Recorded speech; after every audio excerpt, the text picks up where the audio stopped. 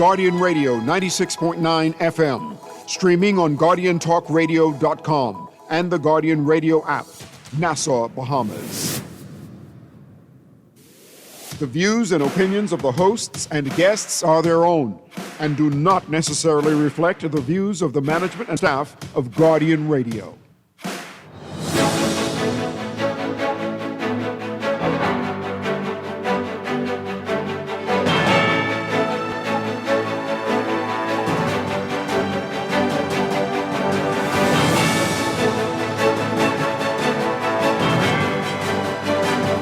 Good morning.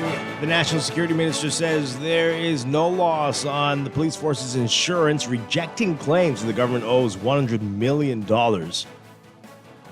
Traffic deaths and suicide rise in 2024.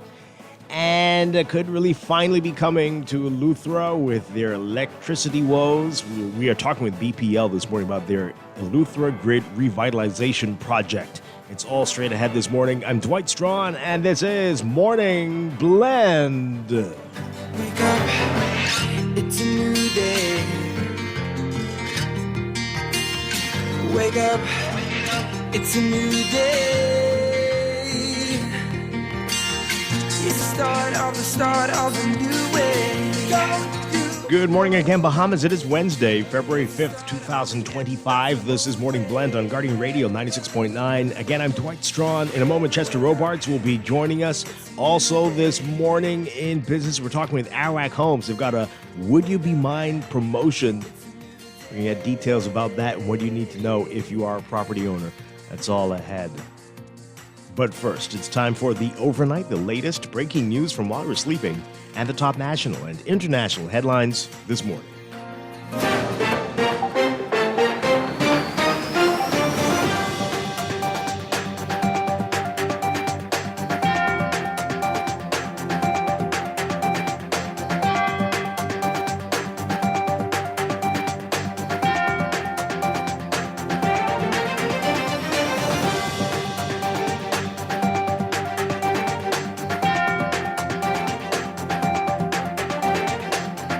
In the Staff Association expressing concern over the continuity of its members' health insurance, claiming the government has not paid the provider. But National Security Minister Wayne Munro assuring that the policy is active. Munro saying in a statement that the medical insurance policy covering members is in effect, saying, quote, officers and their families continue to be covered under the terms of the policy, and there's been no lapse. The PSA claimed that the government owes Kalina Insurance more than $100 million for the insurance of Royal Bahamas Police Force members, saying that the unpaid obligation raises urgent and critical questions about the safety and security of them. Saying, quote, the real impact is that Kalina has threatened to cancel policy. The government's promises to settle this debt and continue to pay it consistently until it is completely paid. The Staff Association accusing the government of failing to live up to its obligations and promises. Yesterday, FNM Deputy Leader Shannon Don Cartwright questioned whether the government was, quote, gambling with the lives of police officers.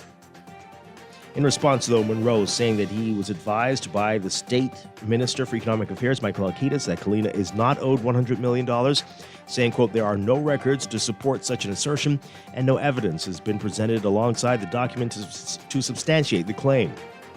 Munro also said the claim could impact morale among law enforcement officers and encouraged those involved in spreading the information to verify everything they say. Saying, quote, given the potential for this document to impact morale within the RBPF, I have referred it to the legal section of the ministry for advice.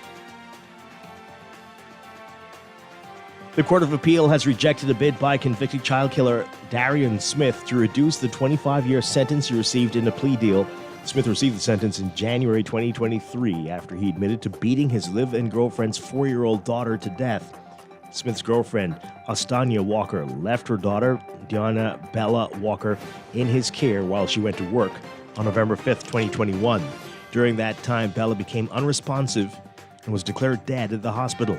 Smith, who has already served 2 years of his sentence, appeared in the Court of Appeal on January 29th in an attempt to slash his sentence, but Court of Appeal President Milton Evans said that Smith agreed to the sentence that he received when he signed the plea agreement and that there was no basis for the court to reopen the matter. Bella's mother, 3 years after she pleaded guilty to exposing a child to grievous harm and child cruelty.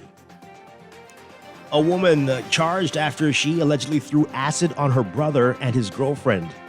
This happened last year. Prosecutors allege that Elsie Charles McKinney of Carmichael Road attempted to murder and caused dangerous harm to Marthiel Paul and Melissa Murphy on December 21st, 2024. The 34-year-old was not required to enter a plea to the charges when she made her initial court appearance before Chief Magistrate Roberta Reckley Tuesday. Elsie Charles McKinney was remanded into custody pending the presentation of a voluntary bill of indictment in May. She will remain in custody unless she's granted bail in the Supreme Court. And there was a 29% increase in traffic deaths in 2024 compared to the previous year, with 66 people dying in 59 road accidents. That's according to the latest statistics from the Royal Bahamas Police Force. In 2023, 51 people died in 51 traffic accidents. The majority of last year's traffic fatality victims were between the ages of 5, the second largest group between the ages of 18 and 25. Drivers were the most common victims of traffic fatalities, with 27 of them killed last year, 13 pedestrians, 12 passengers, 12 motorcyclists, and 2 bicyclists were killed. 86% of the victims were male, while 14% were female. At a press conference on Monday, Commissioner of Police Shanton Knowles lamented the rise in traffic fatalities, despite police initiatives to combat them. Statistics also revealing a 33% increase in suicides last year, with 8 incidents in 2024 compared to 6 in 2023.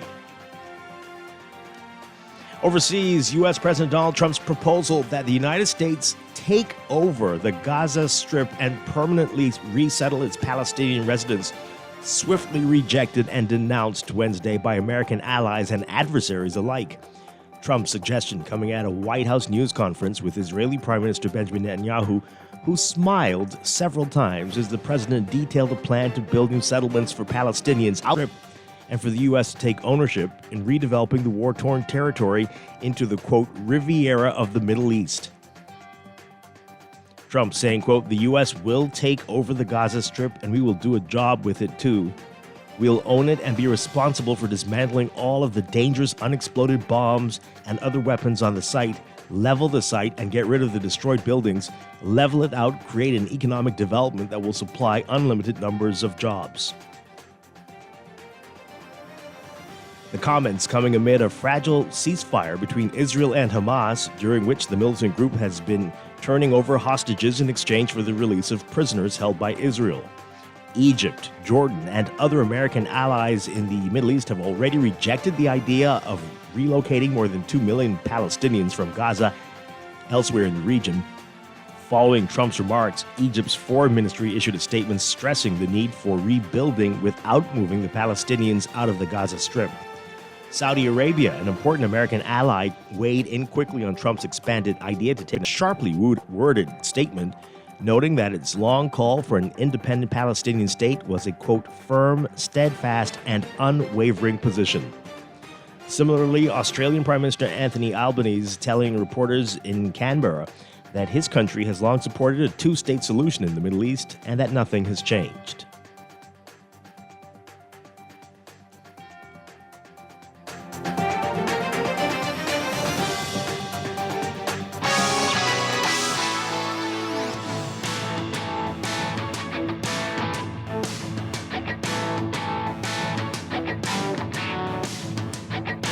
In sports, the BAISS, the Bahamas Association of Independent Secondary Schools playoffs, have started with thrilling matchups between the second-seeded and third-seeded teams in the junior boys and junior girls division and the senior boys and girls divisions at the Kendall Isaacs Gym. The third-seeded Charles W. Saunders Baptist Cougars pulled off the first upset, turning back the second-seeded St. Augustine's College Big Red Machine, 43-36. That game, characterized by intense competition, but SAC didn't have enough to keep up with the Cougars. That was the junior girls. With the junior boys,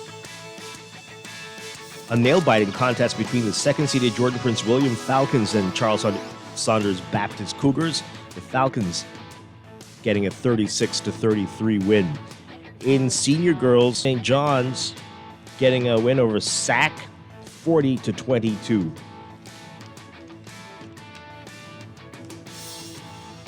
And in the senior boys, the QC Comets getting a win over the Prince William Falcons, 67-62. More details in today's Guardian Sports section. From the NBA, Luka Doncic nearly asleep last Saturday night in Dallas when his phone began ringing. Only then did he realize that the Mavericks had just stunned the sports world by trading him to the Los Angeles Lakers. Doncic saying that he was surprised, to say the least. Superstar has begun to recover after his first 2 days in LA, and he's growing increasingly excited about a new chapter with LeBron James and his famed new team on the sunny West Coast. And while his past and future teammates say Doncic has never lacked motivation to be great, he has all the fuel he'll ever need after the Mavericks inherently questioned his talent and determination by making this big shift. The Lakers formally welcomed Doncic Tuesday, less than 3 days after they traded Anthony Davis and Max Christie in a 3-team for the Slovenian scorer, who won his first scoring title last season before leading the Mavs to the NBA Finals. Doncic is a 5-time All-NBA selection and a 5-time All-Star. That's sports, and that's the overnight. Time for your first look at weather.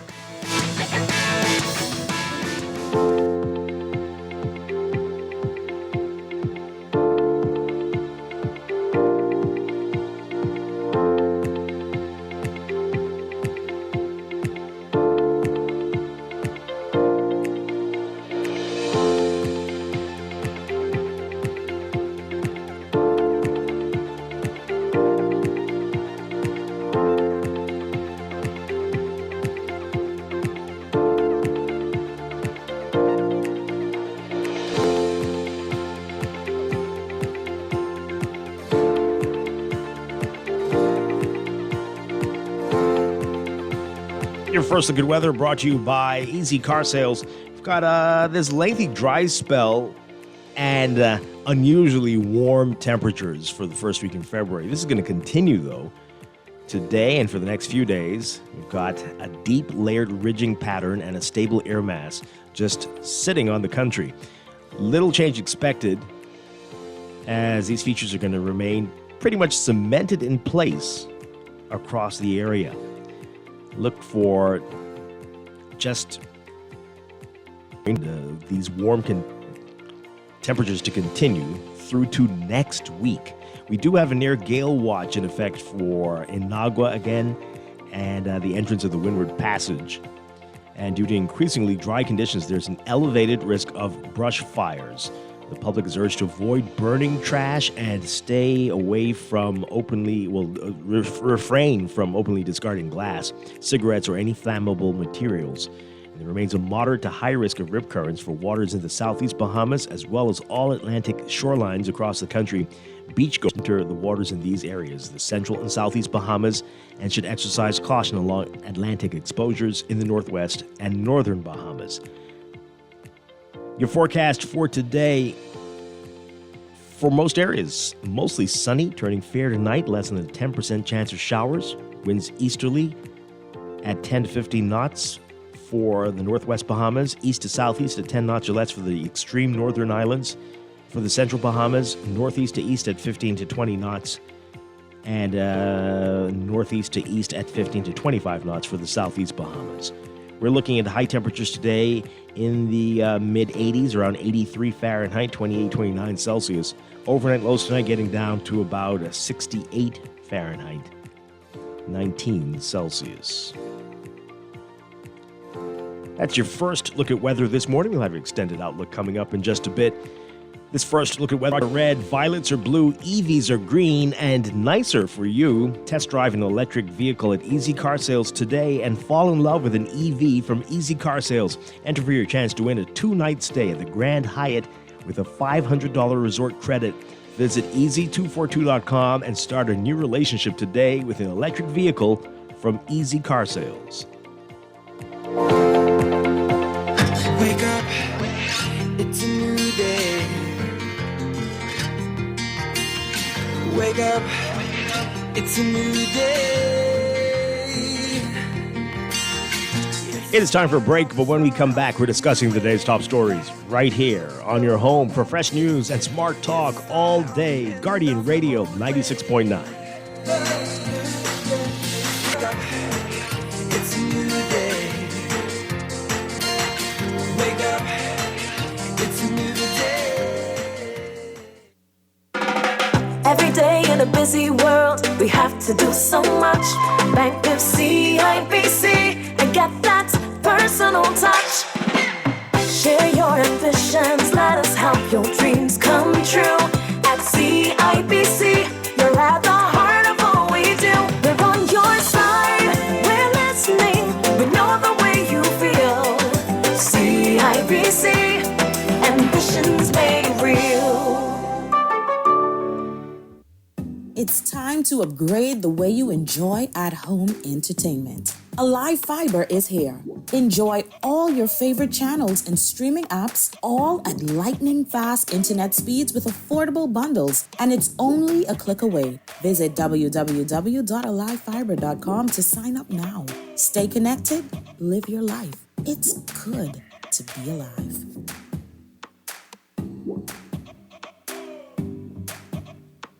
Looking to elevate your gadget game or a tech trouble simply slowing you down? Escape to a world of innovation at Custom Computers, your go-to store for the latest cutting-edge tech. Whether you need to upgrade your life with the best from Apple and Windows or your device needs a little TLC, the Custom Computers Know-How Store is the destination for unbeatable expertise and quality repairs. With 2 convenient locations, there's a Custom Computers near you on Patton Street in Palmdale and Caves Village, or call 396-1100.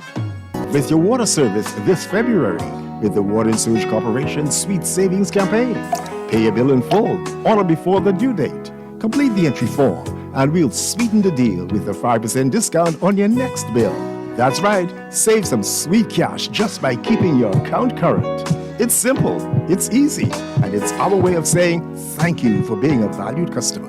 Don't miss out. Offer runs from February 1st to the 28th. Show your water service some love and enjoy the savings that come with it. Visit our website at wsc.com.bs today to learn more. Pay in full, save more. It's that simple with sweet savings. The Water and Sewage Corporation, refreshing your life with sweet savings this Valentine's Day.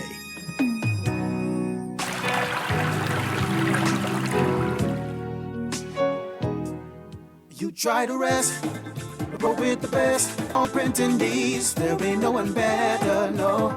For posters and banners, magazines and flyers, for window decals, greeting cards and newsletters. No job too big and there's no job too small. You name it, we can print it. Just give us a call. Let Print Masters bring your masterpiece to life. Located in the Nassau Guardian Building, telephone 302-2361. Are you ready to break up with your car? Easy Car Sales invites you to fall in love with an electric vehicle. Ditch the gas pump, the expensive mechanics. Feel the freedom, the power. Visit easy242.com and make a date to test drive an electric vehicle today. Get into a better relationship. Find your perfect match at Easy Car Sales and drive electric happily ever after. Now let me see now. 326 EPIC. Hello? This Epic battery. This Miss Beulah from round the corner. I hear you're selling tires now on Wolf Road too. Praise the Lord. It's about time. It's too far. That ain't all. They open Monday to Friday, 7 a.m. to 7 p.m. On Sunday and holiday, 8 a.m. to 4 p.m. My brother Sam, he's a hacker, and he could go right there and get fixed up. Call us at 326 EPIC. We ship also to the Family Island.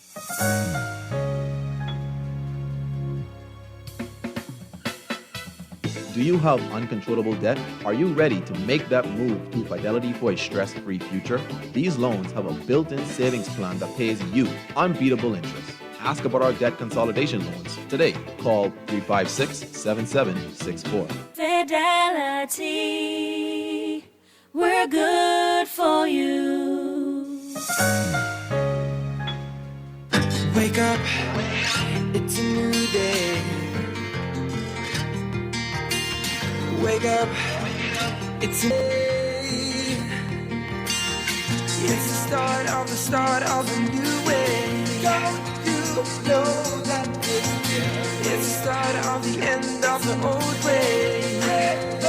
We are back with Morning Blend on Guardian Radio 96.9. We're streaming live on GuardianTalkRadio.com and on the Guardian Radio app for smart devices. We're also on your televisions on Cable Bahamas Channel 969 and BTC Flow Channel 612, I think. Once again, I'm Dwight Strachan. Joining me now, Chester Robards. Good morning, Chester. Good morning. Great to have you with us. Glad to be here. Got a lot to talk about this morning. BPL, we have heard the horror stories coming out of Eleuthera about the challenges they've had, not just with water, but electricity as well. Hope can may be coming with the electrical issue there, the Eleuthera Grid Revitalization Project, BPL's morning. And we're going to take that into business as well. And also in business, we're talking with Arawak Homes. We've got a special promotion for Valentine's for February, the month of love. Would You Be Mine promotion will tell us what that is all about today. That's all ahead, but right now let's talk about what else is in the news.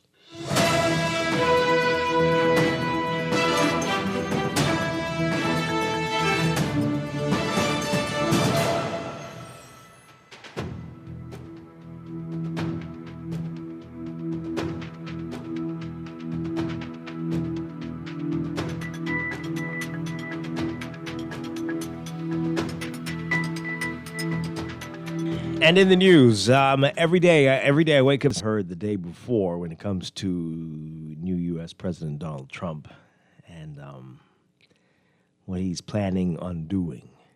And today, this one, I don't think I could ever have even dreamed this. But, and he's not joking. I mean, you've heard this, Chester, that he wants to take over the Gaza Strip. The Gaza Strip? Yeah, and make it Trump land? Make it Mediterranean Riviera type thing. Okay, so let's get to these articles. This is really very, very, very unsettling. So yesterday, people were circulating extremely far-fetched because it's very stupid. Like, please, and folks, can't you tell a fake? Can't you tell a fake when there is one? This thing was going around, and whenever folks send you something, it's a screenshot but not a link to an article. Like you can't go and read it yourself. Likely, it's a problem, right? There's something up with this. But yeah, so this thing was going around. Trump says Bahamas will become 53rd state after Canada and Greenland. So even before I read some of this, this has been debunked and refuted. This is foolish. The press, the director of communications for the Office of the Prime Minister, saying... I wonder why you even messing with this. No, because this seemed stupid. But after what he said about Gaza, now you have to wonder, right? Why would I even mention this? Absolutely, because this is the dumbest thing I've ever heard until today. And but yeah, so I'm just going to tell you before we get into that what the Office of the Prime Minister's Director of Communication, the image being an image being circulated purporting to be a Reuters article claiming that the Bahamas will become the 53rd state is false. The story is not credible and does not represent an actual report by Reuters. We encourage all Bahamians to verify the source of information they receive on social media to avoid the spread of misinformation. Always rely on trusted and credible platforms for accurate news about the Bahamas. And if you see something, Google it and try to see if there's another article or find the original article. And if you can't find it, more than likely it's a fake, a deep fake. Right? And that's what I was thinking I was dreaming this morning about Gaza. But apparently that one, no. But so the thing about the Bahamas, there's a lot of silly information in there. It's far too specific about challenges Bahamians face, as if the U.S. would come in to save us because what they love people. No, it would be for their best interest if they did want it, and they don't want y'all. Trust me. Or they'd have to do what they're going to do with Gaza. Ship everybody out. So, But anyway, so let's get to the Gaza Strip thing. Boy. So this is according to the Associated Press. The U.S. President Donald Trump's proposal that the United States take over the Gaza Strip and permanently resettle its Palestinian residents was swiftly rejected and denounced on Wednesday by American allies and adversaries alike. Trump's suggestion coming at the White House, a White House news conference with Israeli Prime Minister Benjamin Netanyahu, who smiled several times as the president detailed a plan to build new settlements for Palestinians outside the Gaza Strip. Yeah, I'm smiling at that, I bet. And for the U.S. to take ownership in redeveloping the war-torn territory into the era of the Middle East.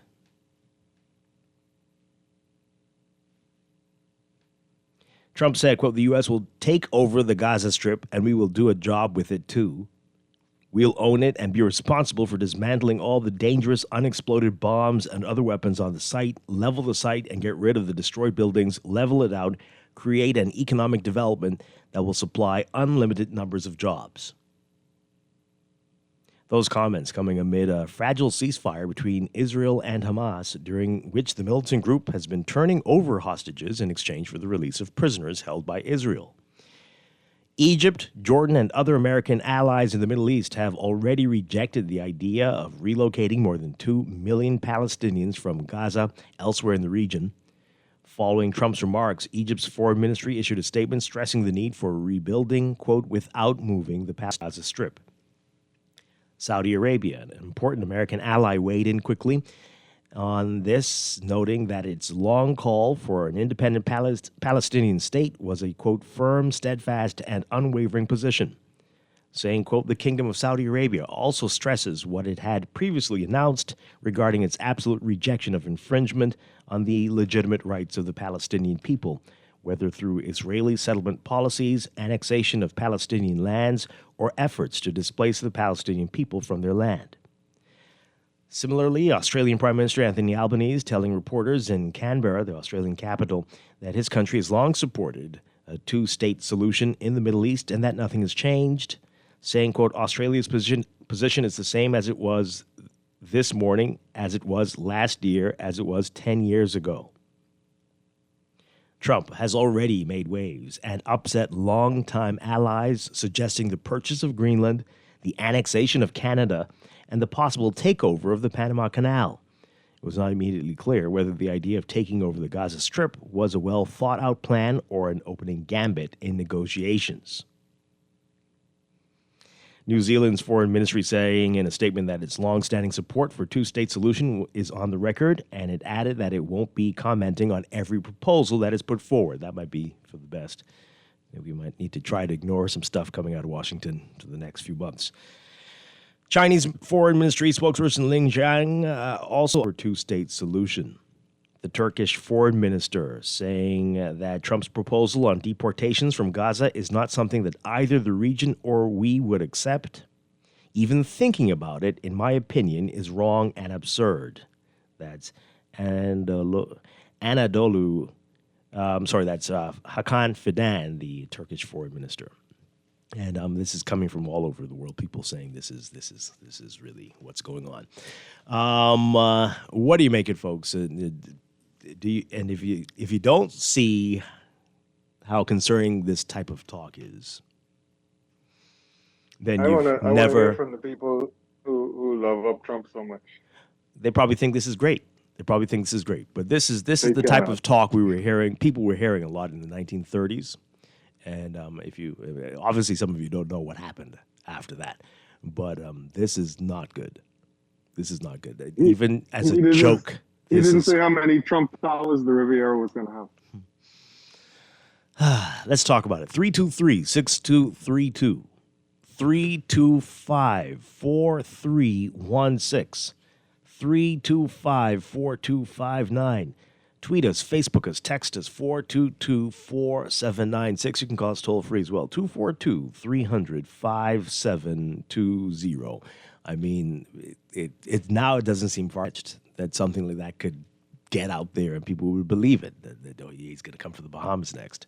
I mean, my goodness gracious. Wow.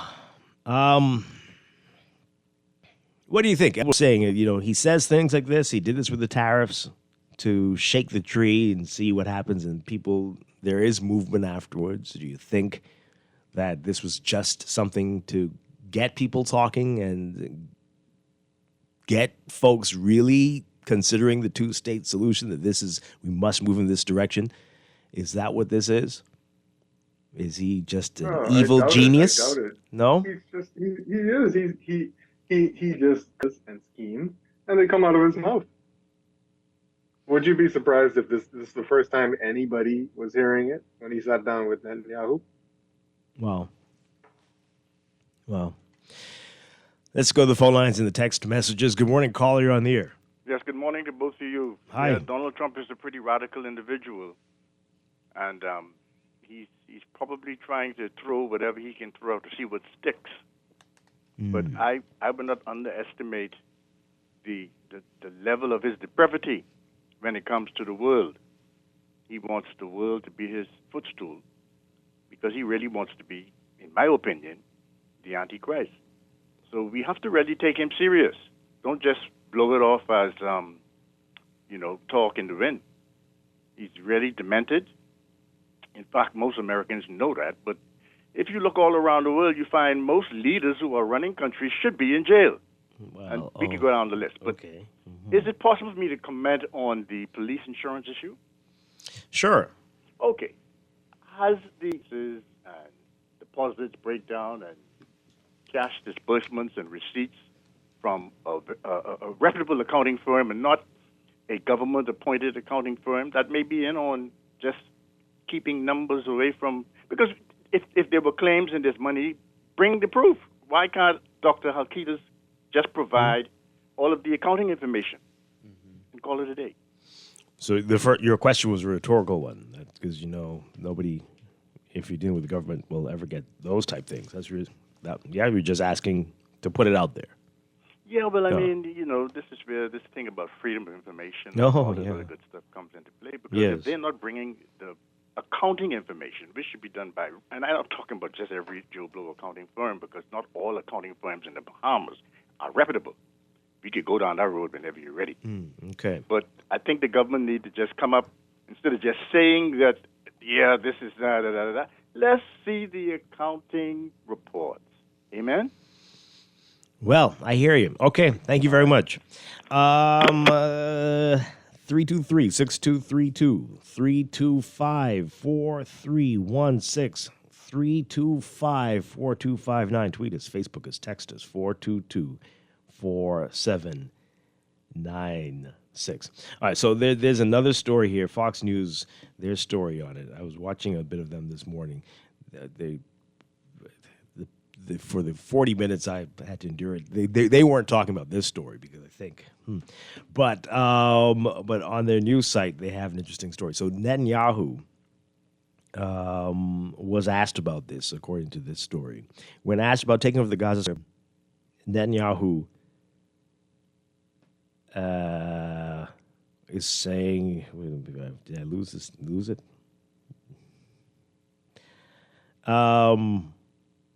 Well, anyway, Trump said that he could see that this would likely bring stability to the Middle East. Netanyahu was asked about it. He reiterated to the media that he has 3 goals, one of which is to make sure that Gaza never poses a threat to Israel again. And is that why he was smiling? The thought of it would mean, hey, the enemy is gone and we've got our way. Boy. So we got a lot of text messages on this. Chester, this person says here, since Trump wants Gaza, why doesn't he mention China and Russia takeover? What do you mean? Take over what? Do you mean whatever they want to take over? Yeah, I'm sure he will encourage it. I mean, this story is so factually wrong.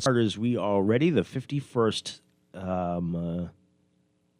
to 749th state and Keys. You're joking. You have time. We don't have... No, this is not the time to be making jokes, Texter.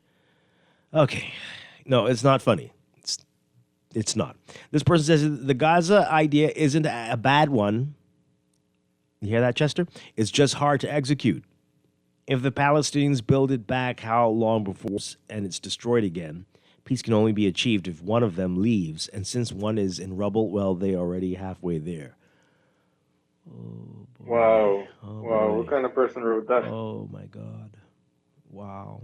It's their home. But, yeah, okay. I mean, do they think that they're doing something nice for the Palestinian people? Are the Palestinian people a part of this plan? They should bring them to the Bahamas. Make them come here. Since this text, I wonder how Texas feels about that. Give them a couple islands here. We got a few that don't have much going on. You'd want that? Give them New Providence. What? No? Okay. I hope all the Palestinians doing something by not voting for Kamala Harris feel stupid this morning. Congratulations, you played yourself. Well, I mean, he might just be, again, shaking the tree. Any friend of Trump can look at our beautiful country and see how they can capture our keys and call it a designated shipping lane. We will be in trouble.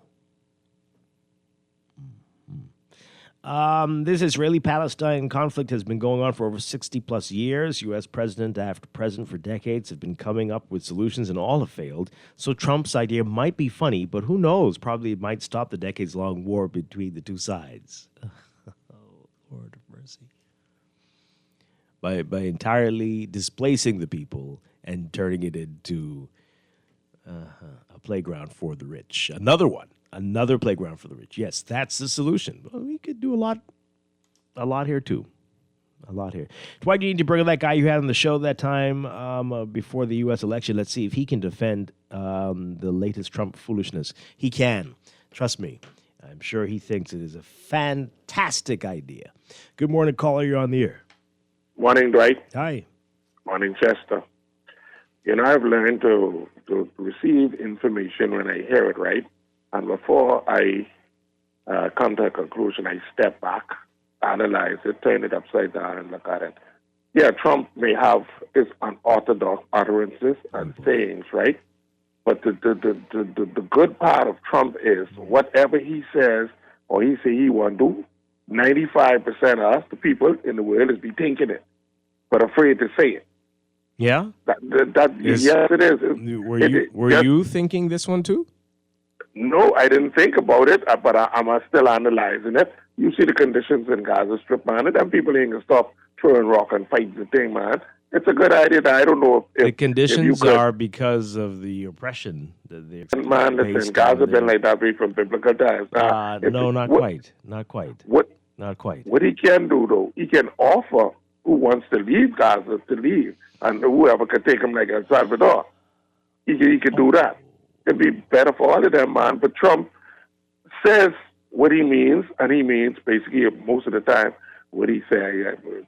So, and Dwight, please don't joke with us bring the guys here to the Bahamas, okay? This ain't no time to joke. Oh, that was a joke. Okay. Oh, no, trust me. I mean, I think putting people where they don't want to be, some people need to learn that how that feels. Good morning, caller. You're on the air. Good morning, Dwight. Good morning, Chester. C. Allen Johnson. Hi. Yes. First, you write down observer, performer, controller, disruptor. The art of the deal. Those are the roles you play. Okay. So what he does is he exploits vulnerabilities. He leverage bravado. This is tools. He looks and assess weaknesses and strengths of the opposing side. And he then apply all levels of power to threaten those vulnerabilities, bravado up to its maximum. It's just the way he conducts business. In fact, you have universities studying his style of negotiations. And so ultimately, Trump has an end game in all of his actions. And if you just look you have to look to last term, you can look to this term and see how he achieved it. If you go to last term, you'll see what happened with Iran and North Korea. Then you come to this term and just look at a number of the deals where the people have, capitulated and come to the table. Because you might want to use an expression from an economic and international thing. How do you threaten a man who came to die? So Trump basically comes, straps on a bulletproof vest, and says, shoot me if you're there, because I'm standing amongst you.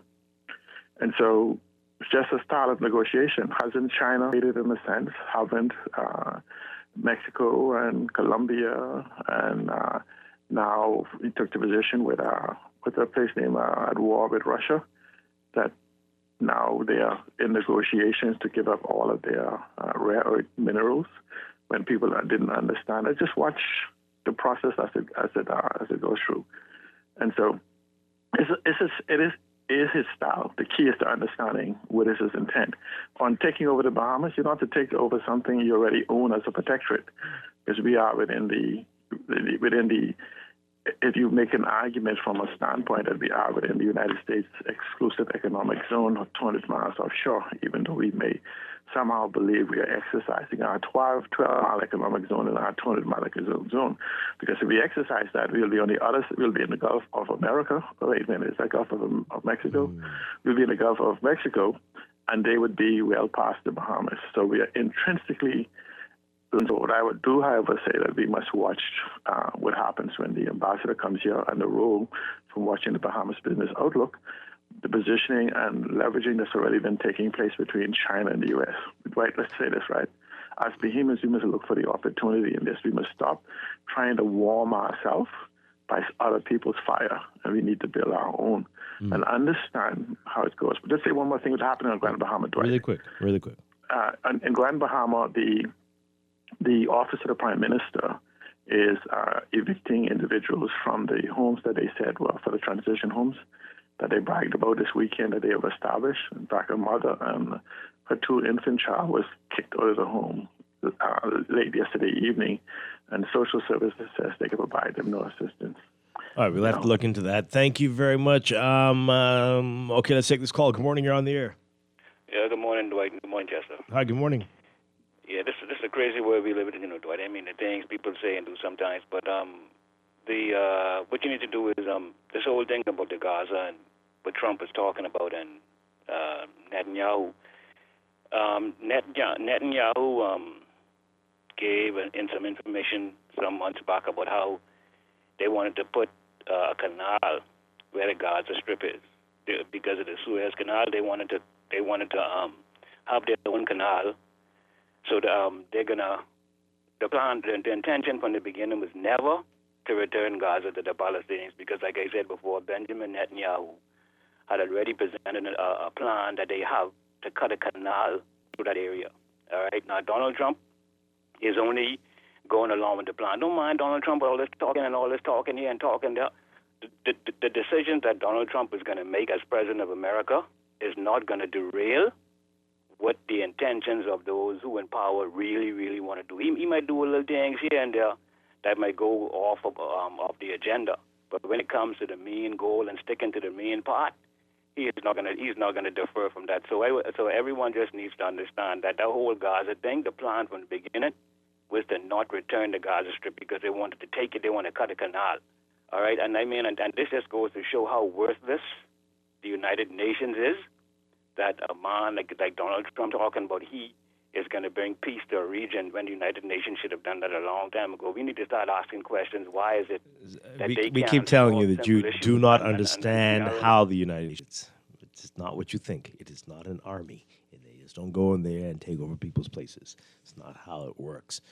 But the actions of people who, like what you're talking about, I don't know if that's true, but that's the problem, right? So there will be consequences for things that could lead us close to war, a big war, not just a regional war, right? And that could embolden, I think, was it C. Allen saying that? They embolden other world leaders to do whatever they want and to act like this as well and to make declarations and to do things.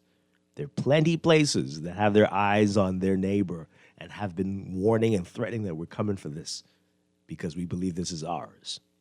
And they see this here, and they see that there, and they say, it's our time now. And that is how you get on the highway to World War III. And that one's going to be a short, painful war. Very short, and at the end of mankind. So that's not anywhere we want to be. But it feels like we're closer than ever before. Let's take a few more calls before we have to take a break. Good morning, you're on the air. Hello? Hi, good morning. Yes, sir, yeah. My point is basically just an addendum to the last set of statements that you just made, because Trump is clearly making himself a pariah amongst the community and nations of the world, and he's a brinksman. He's a total brinksman to the T of the definition. And, before he came into power, the BRIC nations were already you there? Breaking up. A currency, a shared currency amongst themselves that could replace the dollar as the reserve currency. And things such as that will be the shot over the bow to respond to the brinksmanship of Trump, and that will act rationally. And then we could have a hot war, just like you're saying. We could have a hot war, just like you're saying. All these little Cold War simmering things under the radar bubble up. And for 2030, if we don't have a hot war, I'll thank God. So that's all. Thanks, Dwight. Okay, thank you very much. Let's take this call, and then we're going to go to that break. Good morning, caller. You're on the air. Hi, are you there? Not hearing you. Nope. Okay, let's read these messages. This person says here, did you hear now UP, the United States Postal Service, will not deliver packages from China when they arrive in the U.S. from like Shein and other stores. Valentine's Day on hold. Yeah, well, I'm sure they'll find another way. But yes, that is disturbing as well. And I think what he says, he wants to dismantle the education Department of Education. Did he say that too? Yeah. I think I heard that. Yeah. Yeah. So my goodness. This person says, I'm so disheartened by how Palestinians are being treated, but I will tell you this, God will never allow the Palestinians to be removed, and I cannot believe our people are so cruel to support Trump. Gaza would become Iraq times 100. Trump's endgame was personal enrichment, dumb people buying up Trump's Bibles, for God's sake. I wish they would teach history of the world in Bahamian schools. I mean, don't they? No? At least modern 20th century history. I guess it was an elective, eh? Not everybody had to take that. Did you do that in school, Chester? I know I did.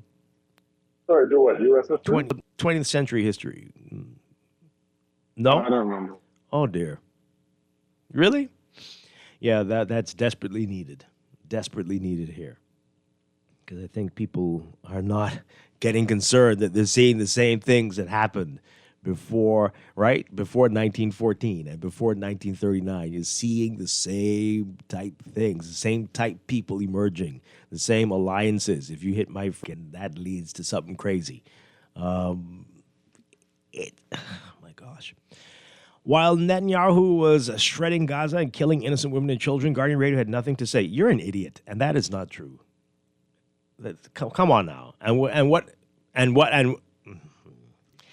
Now Trump is saying he is taking Gaza, and this is your topic. You need to get your priorities straight. Texter, you're a fool. You're just a complete fool, and many of our shows talked about it as well, and the conflict in the Middle East. You hear what you want to hear, and you need to get help. All right. Finally, you are convinced that Dwight and Chester are convinced that both are far more intelligent than Trump. What are your recommendations for the crisis in Gaza? Dwight and Chester are convinced that you are both, I think. Are you saying that we are? I'm confused. Clearly we're not. Oh, boy. And this one says that Trump has also told South Africa to stop targeting the land of white farmers, or else, did he? I don't know. But okay. These would be the same white farmers who profited from these same properties being seized from black people during the apartheid era. Trump is telling us every single day who he is. 1930s Germany is correct. Wow. Oh, man. Oh, man. Oh, man. Yeah. Well. We're going to go to a break. Hey, Chester, we're still playing songs that were Record of the Year at the Grammy. Songs that you still remember. Will you say that about recent winners? Huh? This is Boarding Blend on Guardian Radio 96.9. Me at the dark. Finally, I can see you crystal clear. Go ahead and sell me out, and I'll lay your ship bare. See how I'll leave with every piece of you. Don't underestimate the things that I will do. There's a fire starting in my heart, reaching a fever pitch, and it's bringing me out the dark. The scars of your love remind me of us. They keep me thinking that we almost had it all. The scars of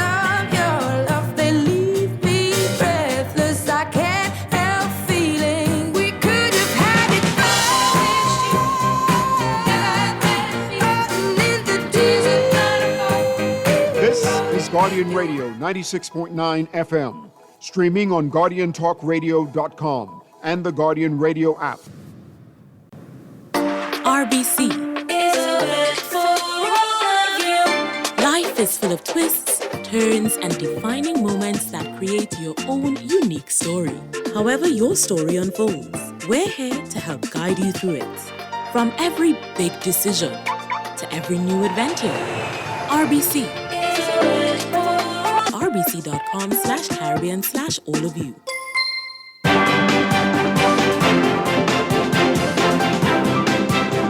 Got your first look at traffic for the morning, brought to you by RBC. Find your loan solution with RBC. In real-time traffic, our hotspots are hot this morning. You're going to need a lot of patience if you've got somewhere to be soon. So, Milo Butler Highway, as usual, heavy traffic from well south of the Fire Trail roundabout. You're going to be seeing issues near Bella Road and straight through the Fire Trail roundabout all the way up to Tonic Williams-Darling Highway. Traffic backed up along Fire Trail eastbound as well. And westbound along Tonic Williams-Darling Highway to those roundabouts. Also seeing congestion on the Faith Avenue area near Fire Trail, parallel to Mount Butler Highway. You're going to be seeing that there if you're heading northbound. Then we've got Gladstone Road, heavy traffic well south of Fire Trail all the way up to John F. Kennedy Drive and Bahamar Boulevard, although it does ease up the closer you get to the roundabout. It appears to be some traffic assistance in that area, and that is causing delays near Theodore Lane if you're heading westbound. And eastbound, as you approach Prospect Ridge Road and Harold Road in the roundabout there. Then we've got Blue Hill Road. Heavy traffic from Carmichael straight up to Independence Drive. Carmichael is backed up eastbound to Blue Hill Road and Independence Drive, both directions, eastbound and westbound, seeing slow-moving traffic. East Street, north and south of the Sold Road intersection, also seeing slow-moving traffic. You are parked if you are on Eastern Road from San Souci to about Johnson Road if you're heading westbound. Prince Charles Drive also seeing issues near the major intersections, especially as you get closer to Beatrice Avenue, and then Prince Charles into Soldier Road and Robinson westbound from that intersection all the way up to Marathon and East-West Highway. Marathon northbound and Soldier Road northbound also seeing slow-moving traffic. Traffic building in the downtown area as well, and especially at Saunders Beach on West Bay Street, close to the New Providence Highway. So lots of issues. Take your time and be patient. It's your real-time traffic and your morning blend traffic alert brought to you by RBC. Start a conversation at rbc.com/loan/all of you. We're back after these messages here on Guardian Radio 96.9.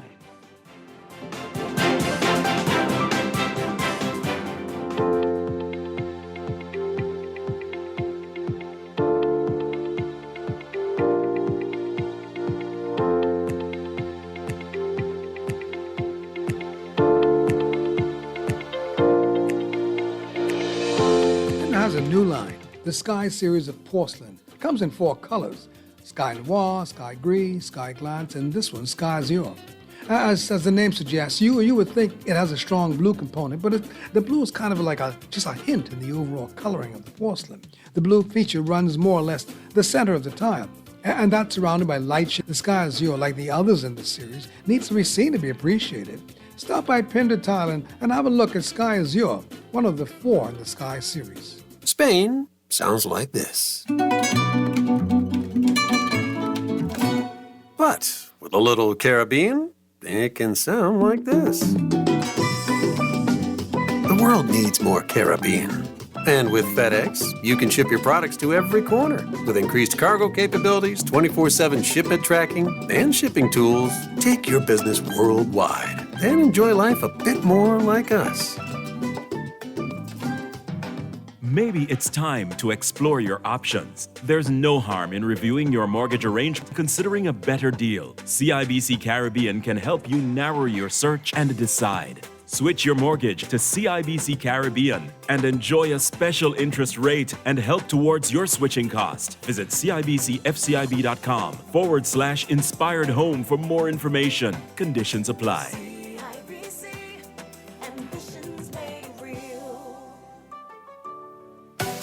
The Water and Sewage Corporation is rolling out new digital meters designed to give you more accurate readings. With advanced technology, you'll be able to monitor your water usage in real time, get more accurate bills and early leak detection to avoid costly surprises. Better service starts now. Watch for our installation team in your neighborhood and get ready to experience the convenience of digital meters. Follow us on our social media platforms for more information. Digital meters from the Water and Sewage Corporation. Innovative, convenient, and designed for you. Every day in a busy world, we have to do so much. Bank with CIBC and get that personal touch. Share your ambitions, let us help your dreams come true.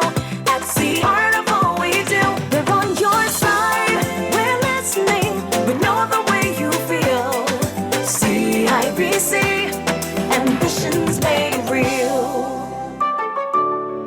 Are you craving that fresh, famous food, but don't want to break the bank? Wendy's has got you covered. You can now enjoy the $5 Dave's deal at all participating Wendy's locations. Enjoy a Dave's single, a classic, or spicy chicken sandwich made with fresh ingredients for just $5. So don't compromise on flavor just because you're on a budget. Wendy's always offers fresh, famous food at a great price. Certain conditions apply.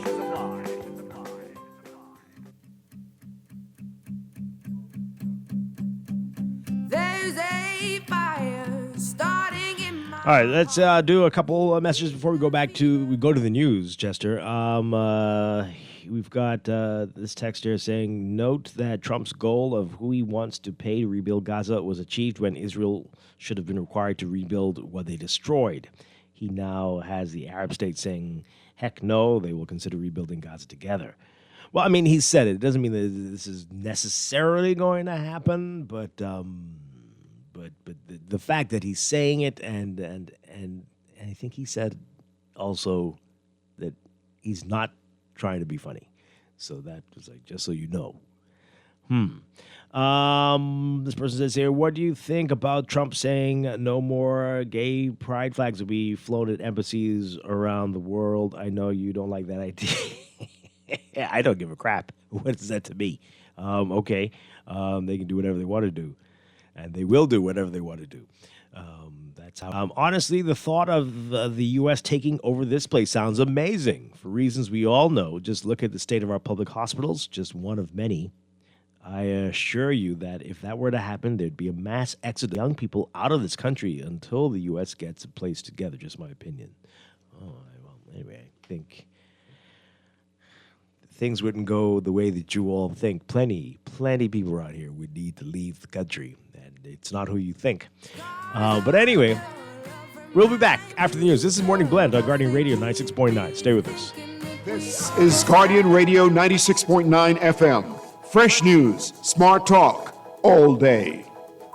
Welcome back to Morning Blend here on Guardian Radio 96.9. We are streaming live on GuardianTalkRadio.com and on the Guardian Radio app for smart devices. We're also on your televisions on Cable Bahamas, Channel 969, and BTC Flow Channel 612. You can tweet us at Morning Blend 969 or Facebook.com/MorningBlend969. Text us on the Guardian Radio text line powered by BTC 422-4796. And now at 8:24, time for another check of your weather for today, brought to you by Sherwin-Williams Paints.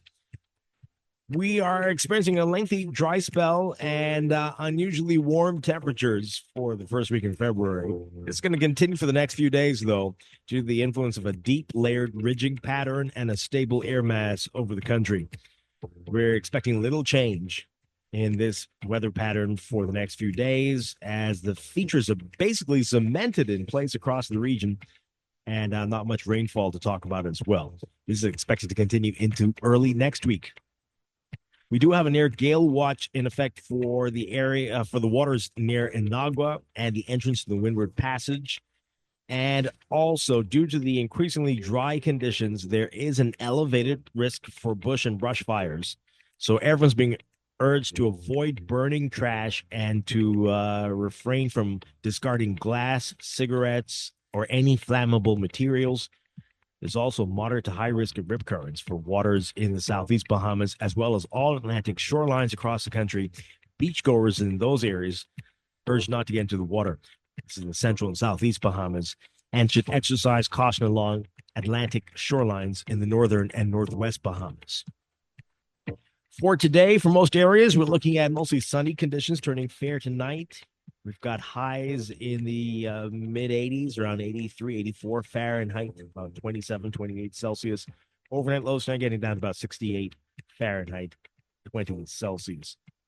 New extended outlook for Thursday, tomorrow, a mix of sun and clouds, turning mostly fair at night. Mostly sunny, turning fair at night for Friday and Saturday and Sunday and Monday and Tuesday. Highs again in the mid 80s, lows in the upper 60s. Wow. That's your morning blend weather check brought to you by Sherwin-Williams Paints. Sherwin-Williams Paints. It's got you covered for all your painting and equipment needs. Visit Sherwin-Williams Paints online or in store today. And time for another check of your traffic for this morning, brought to you by RBC. Find your loan solution with RBC. In real-time traffic, not much has changed since the last update. We've still got heavy traffic on Milo Butler Highway from well south of the Fire Trail roundabout straight through to Tonic Williams Darling Highway. If you're heading northbound, Fire Trail backed up eastbound toward that roundabout. Glass Road also busy for you from just north of Fire Trail straight up to the roundabout with John F. Kennedy Drive, Bahamar Boulevard. Six-Egger roundabout also seeing issues on the John F. Kennedy Drive side, eastbound. Heavy traffic from Christie Avenue, really straight to the roundabout. Northbound on New Providence, northbound on Milo Butler Highway, also busy for you. And some slow-moving traffic on southbound on New Providence Highway. Saunders Beach near the roundabout with New Providence Highway. You're going to be seeing slow-moving eastbound traffic on West Bay Street. And West Bay Street getting busy again as you get east of Arawaki near Nassau Street. Blue Hill Road also slow-moving traffic from St. Vincent Road straight to Independence Drive. And Carmichael eastbound to Blue Hill Road seeing slow-moving eastbound traffic. Independence Drive backed up in both directions between Blue Hill and East Street. Robinson Road also. You're not moving between Soldier and Marathon and all of Prince Charles, the major intersections seeing issues this morning. Eastern Road, very heavy traffic westbound, not moving between San Souci and Johnson. Those are your hot spots. That's your real-time traffic and your morning blend traffic alert brought to you by RBC. Start a conversation at rbc.com/loan/all of you. We're back. Morning blend on Guardian Radio 96.9. Dwight, Toronto, Chester Robards, another former record of the year winner there. Leandre, I hope you're hearing. These are songs that win record of the year. Songs that people can sing. Not hateful, not about, Oh, who won record of the year? What now? We're not talking about that today. We're just playing former records, songs that won record of the year. Yeah. Great Who was stuff. that? Bruno Venus? Welcome back to the show. Dwight Stronglow, Chester Robards. All right, so coming up in just a couple minutes, we're going to be talking with BPL about their Eleuthera Grid Revitalization Project. Desperately needed for Eleuthera. And then later in business, we're talking with Arawak Homes. We've got a special promotion going on. So a lot to get to. Want to finish our conversation from earlier, though, wrap that up, and also talk about one other thing, or a couple other things happening in the news. So we're reacting to the wacky nonsense that Donald Trump says every day, but most recently that he wants to take over the Gaza Strip and turn it into a Riviera. All the lights of Las Vegas. The Riviera of the Middle East. And move the Palestinians out. Make it easier to hit. Not have them live there and enjoy it, but no, move them out somewhere else. Put them in some other country while they turn this into a playground for the rich. Is that what it said? Move them out? Yeah. It said move them out. Yeah. I thought the jobs for everybody? No, not for okay. Not for them? Oh.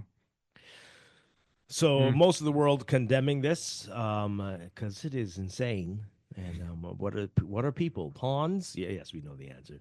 But well, a lot of your texters seem to think that it's a great idea. I'm not surprised to move people out of the land that they were born in. Our texters grew up in, support all manner of nonsense, built lives in. Fact, and then suggest that we shouldn't have an opinion on it. Well, you're also smart. You're smarter than Donald Trump. What does that have to do with anything? This is typical. We can't have an opinion on it every day. This is how it is. The text line is very special. Very special. Let's see what the phone lines are saying. Good morning, caller. You're on the air. Hi, good morning. Yeah, I just want to let you know you're still alive and you're correct about the music of the year. Totally garbage. So trust me, buddy, you're on the right track. You got other people support what you believe. Oh, right? thank you so much. Thank you and have a wonderful I day. appreciate that. I appreciate it. Thank you very much. What song won record of the year? Look it up. Look it up. We can't play it on the air.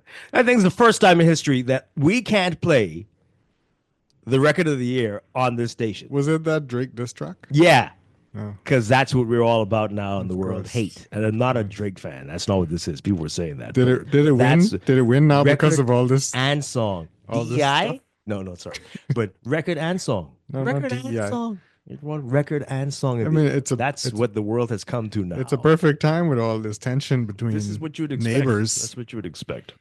But I was looking it up to see if could we play this? No, not even the clean one. Can't even Really? play. Wow. Not really. I mean, I never really listened to it. So I mean, I I only know the chorus because it was on everybody's video. Well, Anyway, you want to hear some of that's the what other people like, songs that drama. were song record of the year back in the day? I mean, it really is remarkable how far we've fallen as a human race. Would you be surprised if that track wasn't like blasting out into the Gaza Strip from Israel? The first time ever I saw your face by Roberta Flack was the song of the year. Killing Me Softly with his song was one. I Honestly Love You. You'll never hear stuff like that again from Olivia Newton-John. Oh. Love Will Keep Us Together. Hotel California. Just the Way You Are, Billy Joel. What a Fool Believes. That should be song of the century. Betty Davis Eyes. Beat It. We played that yesterday. We Are the World, of course. Wow, yeah. Higher Love. Steve Winwood. You know that one. Don't Worry, Be Happy. Yeah, these are the record of the year type songs. Wind Beneath My Wings. Everybody's graduation song, Absolutely. right? Another Day in Paradise, which is a song about social Yeah, injustice. yeah. You know, powerful messages. Can't there. beat Phil. Tears in Heaven. Wow. All I Want to Do. Sheryl Crow. I mean, it was a catchy song. Yeah, Everyone liked it. Kiss from a Rose from Seal. Wow, Wow. yeah. These are record of the year. Change the World by Eric Clapton. Remember that one? Yeah.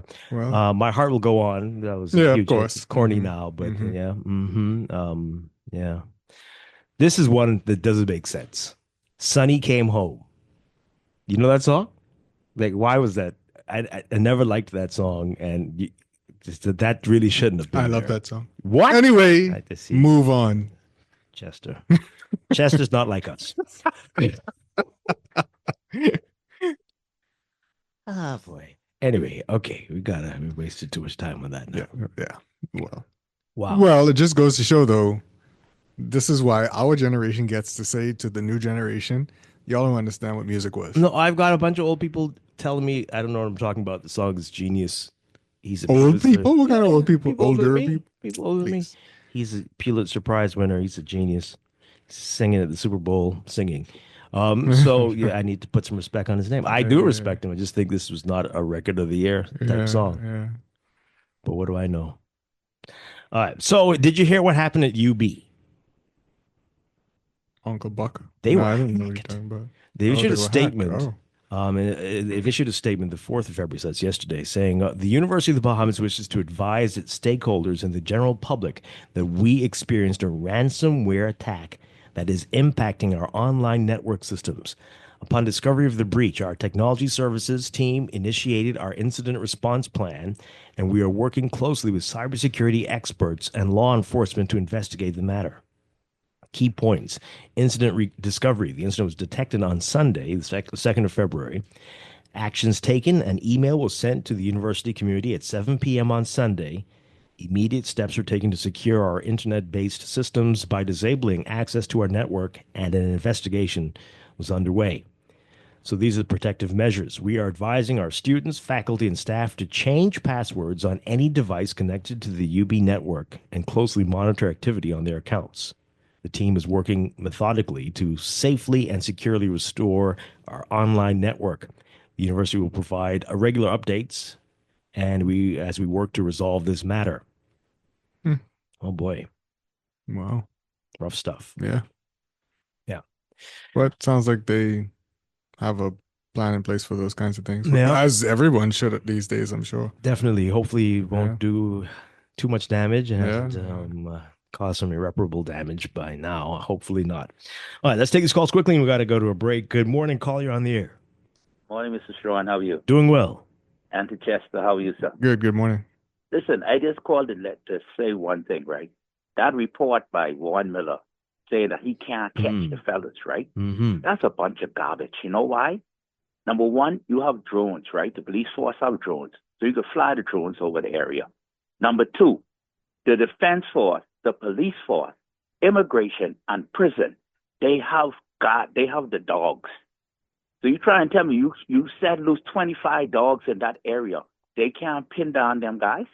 That's a bunch of foolishness. Yeah. A lot of people disappointed by that. This has been going for a long time. Many people have been warning about this for years. Yeah. It sounds as if what they was doing was beating the bushes and say, hey, we coming, run. Y'all run. That's the way it sounds to me. Or not doing anything. That's dumb and stupid. Pardon? Or they weren't doing anything at all, and just turning a blind eye to it. I mean, that shouldn't even be on the news because that's stupid. Well, all right, sir. Bye. Okay. Well, it needs to be on the news so you know what to do when you are called upon to decide some things. Follow the money. Follow the money too. Oh wow. Do an actual investigation, maybe. The coal starts from the fire pit, from the barbecue pit, and just move it on back. Where you buy this from? Who you buy this from? Yeah. Okay. Who you get this from? Sure. And just go. That's too much work. Anyway. It's the easiest thing in the world to solve. Yeah, no. But hey, caller, good morning. You're on the air. Are you there? Hi, caller. Good morning. Hi, good morning. I'm calling about this Trump signing that he's been doing for the past few weeks concerning his executive orders. Mm-hmm.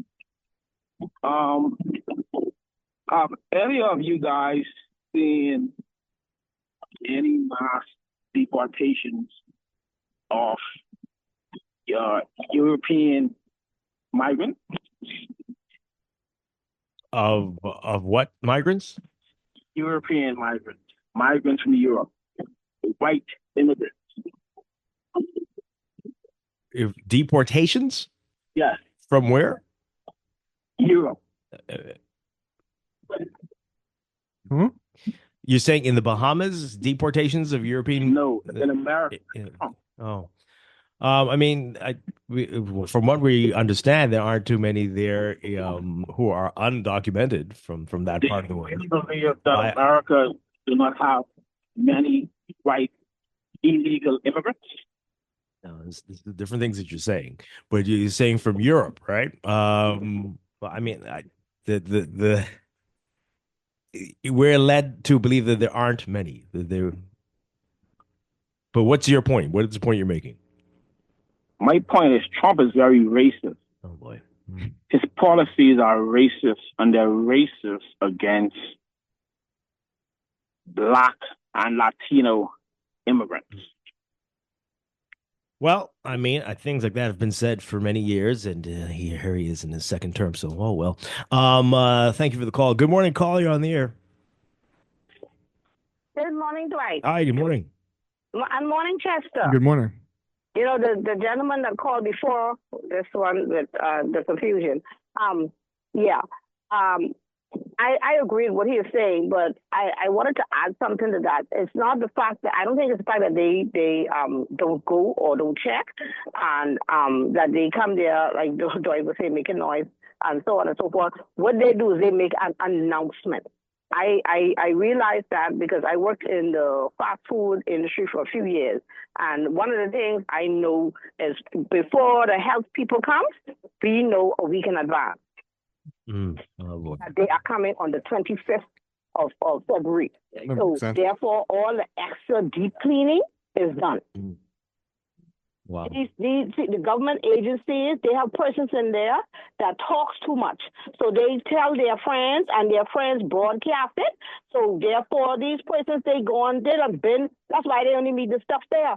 You could meet the fire going. But however, those persons been gone from at least a few days before you reach. My goodness. They don't know you coming. They need to stop that. They need to stop announcing to the entire staff that they will be going to the bushes there or Cowpen or because You can't come down Cowpen Road first thing in the morning. You can't breathe.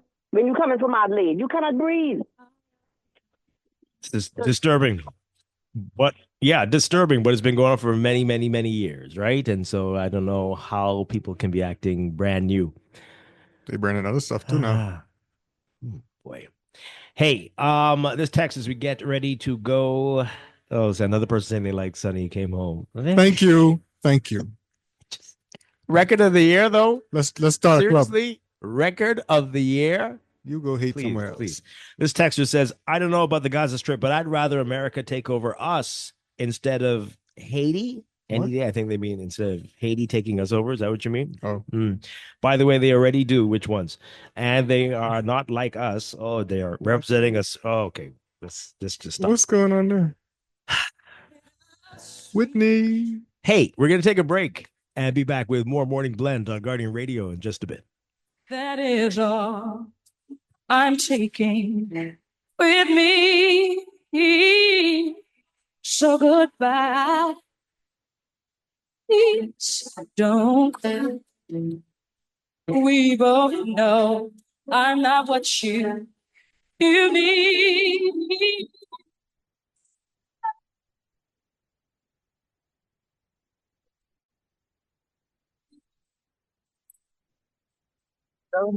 Farmers doesn't mess about when it comes to product range and product knowledge. If it's a new product come in the store, we walk the store and study that product. One thing with our boss, if a new product comes in, he takes the time and he's always keeping us up to date with product knowledge. And we just had 9 weeks of different products that we had to study, and we had exams at the end of each product. The only way we could sell the product effective, we have to know that product. That helps us to relate to our customers. It gives us better knowledge to know what product to introduce to them. You understand? So we can know what product to give them to use and what product not to give them to use. So product knowledge is really key in Sherwin-Williams. They got the keys. And the key is the product knowledge that comes with our extensive product range at Sherwin-Williams Paints, Bahamas. Find color in every day. Tired of banks forcing you to use technology to bank the way they want you to? Your convenience is important. So no matter what your banking needs, Commonwealth Bank's friendly staff are always available in branch for that personal one-on-one service. But when you choose technology, our online and mobile banking app offers you state-of-the-art functionality. The choice is yours. Commonwealth Bank. Bank the way you want. In the world of business, technology is not a choice, it's a necessity. And for businesses that demand excellence, there's only one choice for unparalleled support and cutting-edge technology. Custom Computers. You have challenges and we have solutions. Computing, networking, storage, and printing for enterprises large and small, aligned with premium brands like HP, Microsoft, Konica Minolta, and more. Get tech done the right way with Custom Computers. Call the know-how team at 396-1101.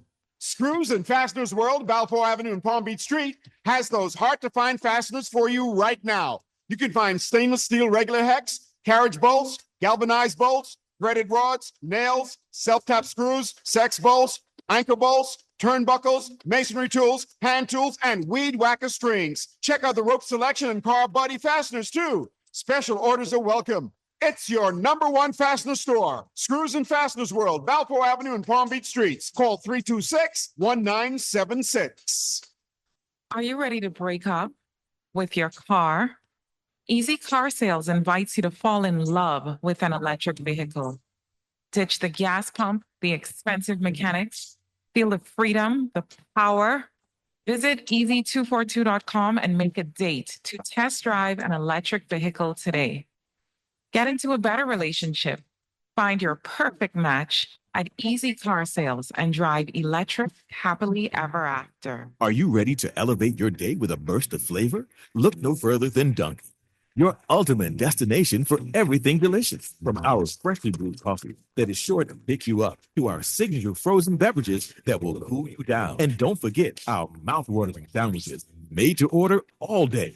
Dunkin' has it all. And of course, our lineup of fresh donuts, muffins, and more. Dive into a world of yummy flavors at Dunkin' and bring joy to your day. The Bahamas runs on Dunkin'. Maybe it's time to explore your options. There's no harm in reviewing your mortgage arrangement and considering a better deal. CIBC Caribbean can help you narrow your search and decide. Switch your mortgage to CIBC Caribbean and enjoy a special interest rate and help towards your switching cost. Visit CIBCFCIB.com/inspired home for more information. Conditions apply. This is Guardian Radio, your station for up-to-the-minute news and intelligent, interactive, and engaging conversations. 96.9 FM. If I should stay, I would only be in your way. So I'll go, but I know I'll think of you every step of the way.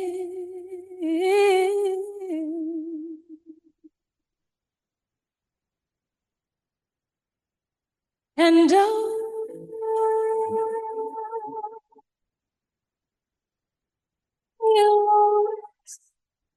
love you.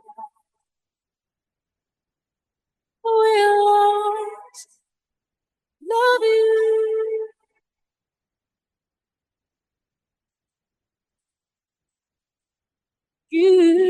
We are back with Morning Blend on Guardian Radio 96.9. Dwight Strachan along with Chester Robards, and we're changing gears this morning. This promises to be very exciting and much needed relief to the people of Eleuthera, the Eleuthera Grid Revitalization Project from BPL. Here to tell us all about this, we're very pleased to welcome COO Anthony Christie and Manager of Corporate Communications Arnett Ingram. Good morning. Great to have you with us. Good morning. Thanks for having us. Good morning, Dwight. Good morning, Chester. Good morning. And good morning, Bahamas. All right, so we definitely want to talk about this, but I have to ask you. We are all dying to hear more about what is going on with New Providence and Pike and Bahamas Grid. What can you tell us at this point? We know the last thing we heard was that the T's are being crossed and the I's are being dotted, but where do things stand? And that's still the case. I can't add more detail to that. They're still under negotiations, and hopefully soon we'll come to a closure or signing of the deal, or we'll understand better the way forward. But everything is still under negotiation on the government side and with Pike. Now, we have seen the Pike trucks around. They're working here. What can you tell us about the scope of what they're doing? Pike. Well, they would have been on the ground, I think, during the summer they started, and they would have done a lot of work installing some devices they call interrupters on the grid. You'd see these probably long devices attached to poles or near poles. So these are part of the project scope to help restore the grid or identify faults and hopefully reduce the time needed to restore certain areas. So it's a part of the technology being added to the grid to improve our reliability and reduce the outage times for all customers. And this was is this part of what's being negotiated, or was this a separate contract? This is part of the whole overall scope of works that they intend to do over the next 20 plus years. Okay. And have they started the rejuvenation of the grid as well? Is that that's part of the whole thing? That's Okay. part of it, yeah. So have they been paid for the work they did in the summer, or is that going to be Again, there are some back-end agreements, but I can't speak to that precisely. Okay. All right. So soon we'll Yes, know. no, I mean, the goal is to reduce the outages and improve our grid so that, we don't have as many outages here and elsewhere. Okay. So I have to give you the props when, right? I'm very, very, very vocal when I'm not getting good service, but I mean, I'm knocking on wood. I knock on wood too. Yeah. Late last year, I think my power's only been off maybe once. And so whatever's going on, keep up the good work. We're keeping all the fingers crossed. One goes up and one comes down. Which one are we talking about there? You got other utility problems still, or are you fine now? Talk about that Once off air. BPL is in a Okay. All right. So we know this has been a rough time for Eleuthera. It's been terrible. They've had not just power issues, but water as well. But that's not you all.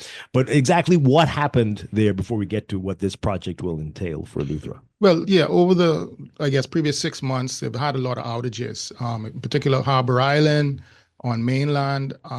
Some of it was related to generation issues where we have lack of generation or faults. And then some was issues on the grid with faulty cables or faulty transformers, various other things. And Eleuthera is such a long island, 110 miles of line and a lot of areas that we have to maintain. So we have we were challenged with equipment and getting things done in a timely manner. A lot of storms impact, etc. Glass window bridge issues, crossing that and getting a lot of stuff done in a timely manner. So what we have done to help improve that, again, we started to put more equipment on the ground as resources for our teams. We've added more personnel. We put more people, number one resource for our company is our people, put them on the ground and say, hey, we need to support Eleuthera with more persons to attack different areas, set up multiple teams so that we could address the issues from the grid side and also from the generation side. So that was part of it. So from then to now, we've seen improvement. I think the weather challenges, we can't avoid that. But again, the goal is to try and reduce the outages and restore as quickly as we can once we have any challenges. Did Pike allow you to move manpower around? Was that... Again, back to Pike. Pike is New Providence only. Right. Island Grid, BGC, is New Providence only. Right. We still have 29 power stations across 17 islands that we have to deal with, and that includes generators as well as a T&D infrastructure on each island. Yeah. All right. So with what you've been doing since we saw those issues in the summer and the early fall, how much improved is it now? How many fewer outages are you seeing? There have been fewer outages. We have been over there last week and we've started work before the end of the year. We really sent teams over there to do an assessment and to plan to work forward for the next 90 days. So we went to the business community last week. We spoke at their Chamber of Commerce, and we're continuing to speak to them to let them know what the plan is. So we have a 90-day plan, and they've said that it's improved. Now, it could be a combination of factors. Some of the work we're doing, the load is less now, so the plants is enough to put out as much, but we do have enough installed capacity now to meet the demand, and we're improving that as we approach our heavy load period, which is summer months. And so the 90 days helps us to go full force and do a heavy lift to really address a lot of issues so that by the time summer comes, we're able to ensure we have reliable power to Eleuthera. All right, so let's talk about the project, the Grid Revitalization Project. It's officially started, or is this something that you... Yeah, it has officially started. Okay, so we would have communicated our planned outages, and even in New Providence, if we come back to New Providence, we would have had a series of planned outages for all of the work that you've seen Pike doing, 5-hour outages throughout the day, okay? And that's typical, the time period the guys need to work on the lines. We don't do live line work. So we have to have a planned outage in order to address issues on the grid. So right now we have communicated that across Eleuthera that, hey, we're gonna have a series of outages. We're gonna let you know in advance so you can plan your business or activities accordingly. We're trying to lessen the impact on schools, government offices, or even the clinics and on whatever hospitals are there. But we want them to know we have to do this. But once we're finished with this, we should not see this level of planned outages. It should mainly be issues of false or unplanned outages that may occur where we have to address whether someone hits a pole, wind causes a pole to snap, or some surge or something on the system. But this is a heavy lift now. So we have to go through this process to really get ahead of it and make sure we improve the reliability. So again, to maintain less outages throughout the year. And how many do you think, and how many weeks of this will this? We have a 90-day plan, but it'll be continuous after that. So most of the work we envision have to be done within the next 90 days. So, we have phases. We're going to go through 30 or 60 days and then up to the 90 days. But after that, we'll continue to maintain and work towards sustaining the grid and the generation plants on the island. Is this kind of remediation work, or is this planning for the future as well? Because we all heard about how fast Eleuthera is developing, and they always wonder, is BPL going to be able to keep up with it? It's a combination, yeah. So we're looking, and again, every year we go through a summer readiness plan, but also generation forecasting or load forecasting, where we say how much do we need to sustain this island, and again, what work do we need to do on the T&D structure as well as in the generation plan. So Eleuthera, I think we're looking at 2 to 3% growth. We know Harbour Island is a major tourist mecca. We know development in North Eleuthera for the airport. We know South Eleuthera has Lookout Point and the Disney projects, a lot of residential areas of high end happening all as long as, regular residential areas. So we know what the load growth, or we anticipate what that is. So we're planning to have enough generation there and enough T&D infrastructure improvements in order to make sure we're able to provide to these customers and keep the power on reliably.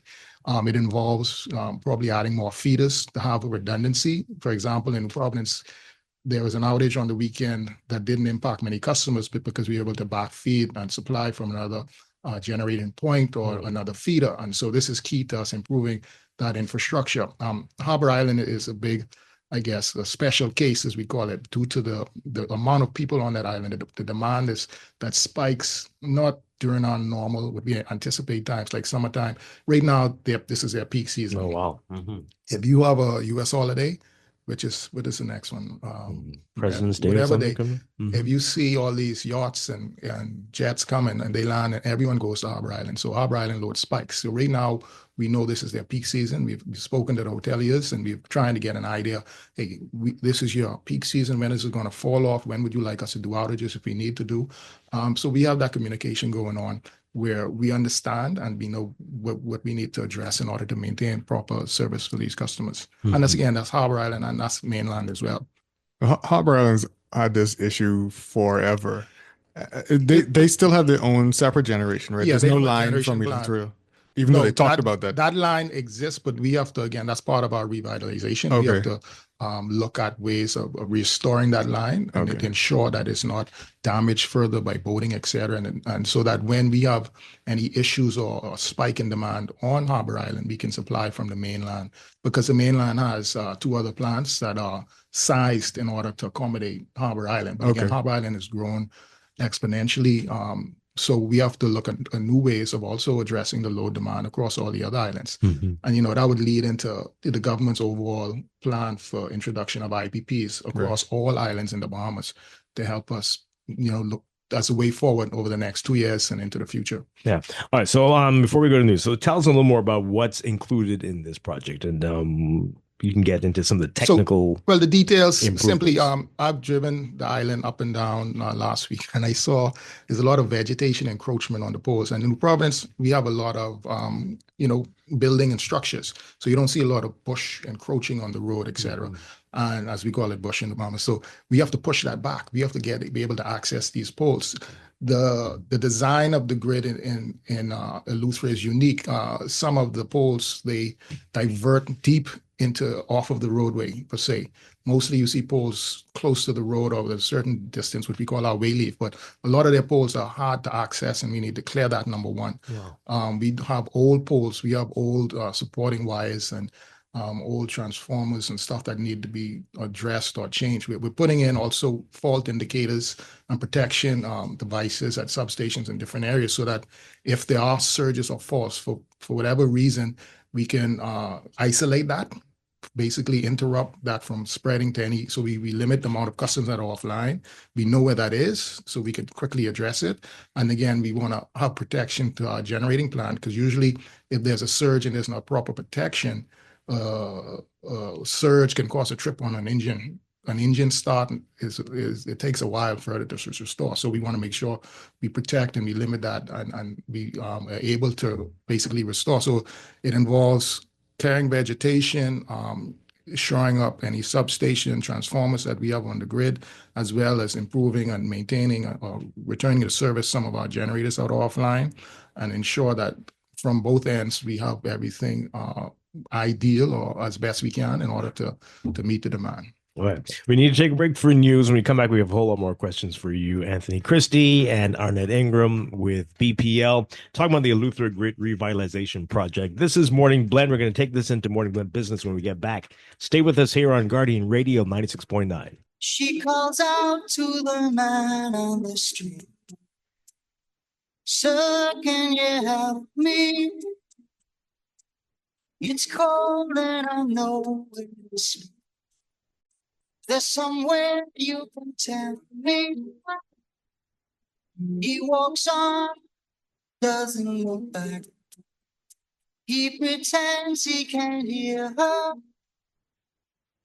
Starts to whistle as he crosses the street.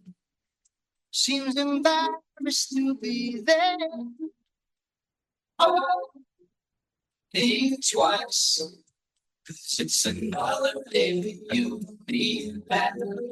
On Saturday, February 22nd, 2025 at 7 p.m., the Bahama Convention Center will set the stage for an unforgettable celebration of 25 years of giving back and supporting healthcare education in the Bahamas. Experience a night of excitement with exquisite fine dining, captivating live entertainment, and an inspiring atmosphere as we come together to celebrate and shape a brighter, healthier future. Tickets are available now. Reserve your spot today by emailing dhfoundation@doctorshost.com or calling 242-302-4640. Sponsorship opportunities are also available to show your support for this important cause. The Doctors Hospital Meyer Rassin Foundation, 25 years of transforming healthcare and building a legacy. Don't miss this special celebration. Planning for retirement can be overwhelming, but with CFAL, it doesn't have to be. We offer tailor-made individual, group, and pension solutions that take the guesswork out of retirement planning. Whether it's for you or your company, don't leave your future to chance and let the trusted hands of CFAL's experts guide you toward peace of mind and financial stability. Low upfront costs and affordable monthly payments make it easy for you to build wealth so you can live well. Visit us at cfal.com to start on your path toward financial freedom. CFAL, growing wealth for future generations. This is Guardian Radio 96.9 FM, streaming on GuardianTalkRadio.com and the Guardian Radio app, Nassau, Bahamas. This is Guardian Radio, your station for up-to-the-minute news and intelligent, interactive, and engaging conversations. 96.9 FM. The views and opinions of the hosts and guests are their own and do not necessarily reflect the views of the management and staff of Guardian Radio. Wake up, it's a new day. Wake up, it's a new day.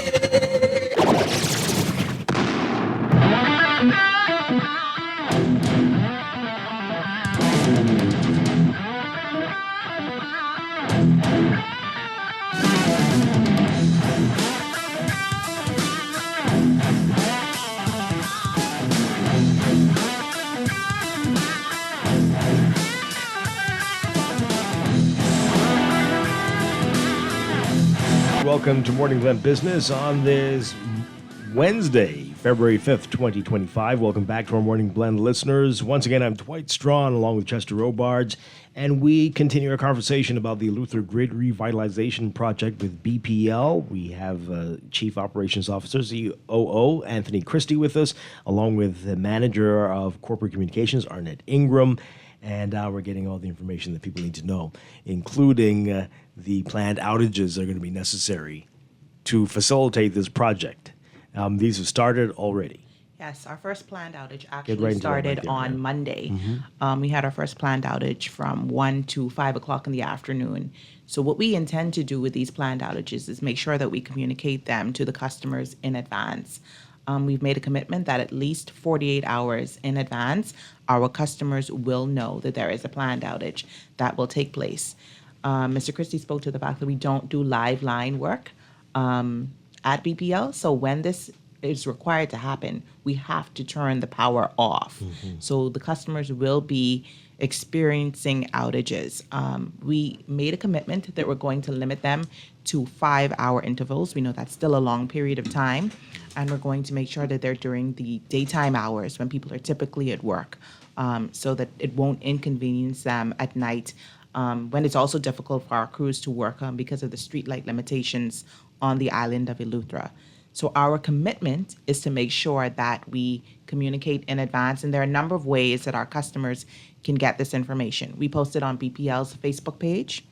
BPL's website, www.bplco.com. We also have an Eleuthera, a specific page dedicated to the Eleuthera Revitalization Project, where people can see the planned outages. We do have a planned outages page, and it's on there too, so you can go there. Even if you're not in Eleuthera, and if you're in New Providence or any other family island, we communicate all planned outages that we plan to take with the company. In addition to that, we have a number of different Eleuthera WhatsApp channels that we communicate through. Some of them are owned by BPL, some of them are owned by the community, and we post those messages in that. We're also working with a number of businesses on the island to make sure that they communicate our message, and the Eleuthera Chamber of Commerce, which BPL is now a member of, to make sure that there are so many different ways that our customers can see these planned outages in advance, and they can make preparations and they know what's happening. So we're just hoping that the customers can see that. Sometimes, life happens and you don't see it. Right. But we want them to understand that this is something that's necessary forward. They won't see the number of not only planned outages, but the unplanned outages that have been such an inconvenience to them for such a long period of time. We're making sure that we handle that so in the future, we won't be having the number of outages and certainly not the duration that they would have seen in the past. Right. Anthony, Christie, I know you said this was a 90-day, I believe, project, but are the outages expected to go on that long or just at the beginning stages of it? Yeah, there'll be a number of outages throughout that period. And again, once we get past that, the outages or planned outages should be reduced. I'm going to ask you, have most of the issues on the island been generation, or you mentioned like tree incursion on lines, that kind of thing? A combination. That causes trips, right? The generation, I think I'm pretty safe to say we have a handle on that. So we're improving that significantly. We're installing a new unit. It's there already. We just have to do a connection to a 2.5 megawatts on Harbour Island. We have 5 megawatts in Rock Sound we're going to restore before summer. And then we have some rental generation as well on the island to support out of Hatchet Bay. So generation numbers, the availability would be enough to handle the island. But again, the tree trimming is important. We're doing a lot of tree trimming in New Providence right now, to prepare for hurricanes and storms. So on Eleuthera, in the same vein, we're trying to address all these areas. We have a lot of poles. And again, the poles may be at a certain, not easy to access, that need to be changed. Wires need to be repulled, etc. So all of this needs to be reinforced, but it's a combination of effort going on. Yeah. So we have literally 3 teams we're planning to put on the ground, so they'll be working in multiple areas at the same time in order to do that heavy lift and get it done within the specified time so we can move on to the next area. We have a lot of ground to cover, literally, and so we need to start now and push ahead so that, and again, it'll be continuous throughout. We have more trucks on the ground. Again, we have crews rotating or roving from New Providence teams. We in and out from New Providence to support the effort, to give technical advice. And again, the goal is to improve the grid and again, add some technology as we prepare for even the future when we introduce additional generating plants with IPPs. So all of this is a part of, again, a long-term plan for the island and other islands.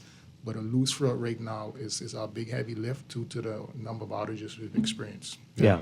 All right. So I wanted to ask you about that, about the long-term vision. What can you say at this point about that? We know alternative energy is always a part of that discussion. What are the plans for Eleuthera right now? So yeah, Eleuthera would be, we were reviewing numbers yesterday, we're in negotiation of PPAs, as we do have a PPA in New Providence. So we have similar negotiations going on for all across the islands for different entities or vendors to come in and support us with generation. And so a lot of the islands, in particular Eleuthera, will have a type of hybrid generation system that includes traditional engine generation as well as solar and battery. Okay, so we're looking to add renewables to the mix. And again, this is a government mandate for many years, so we're actively addressing that. So within the next 18 months, in addition to what we're doing as BPL with our own systems and generation, we're going to be adding partners who are going to work to support the load growth and the generation on the island. And ultimately, this is to add renewables, but also reduce our operating costs.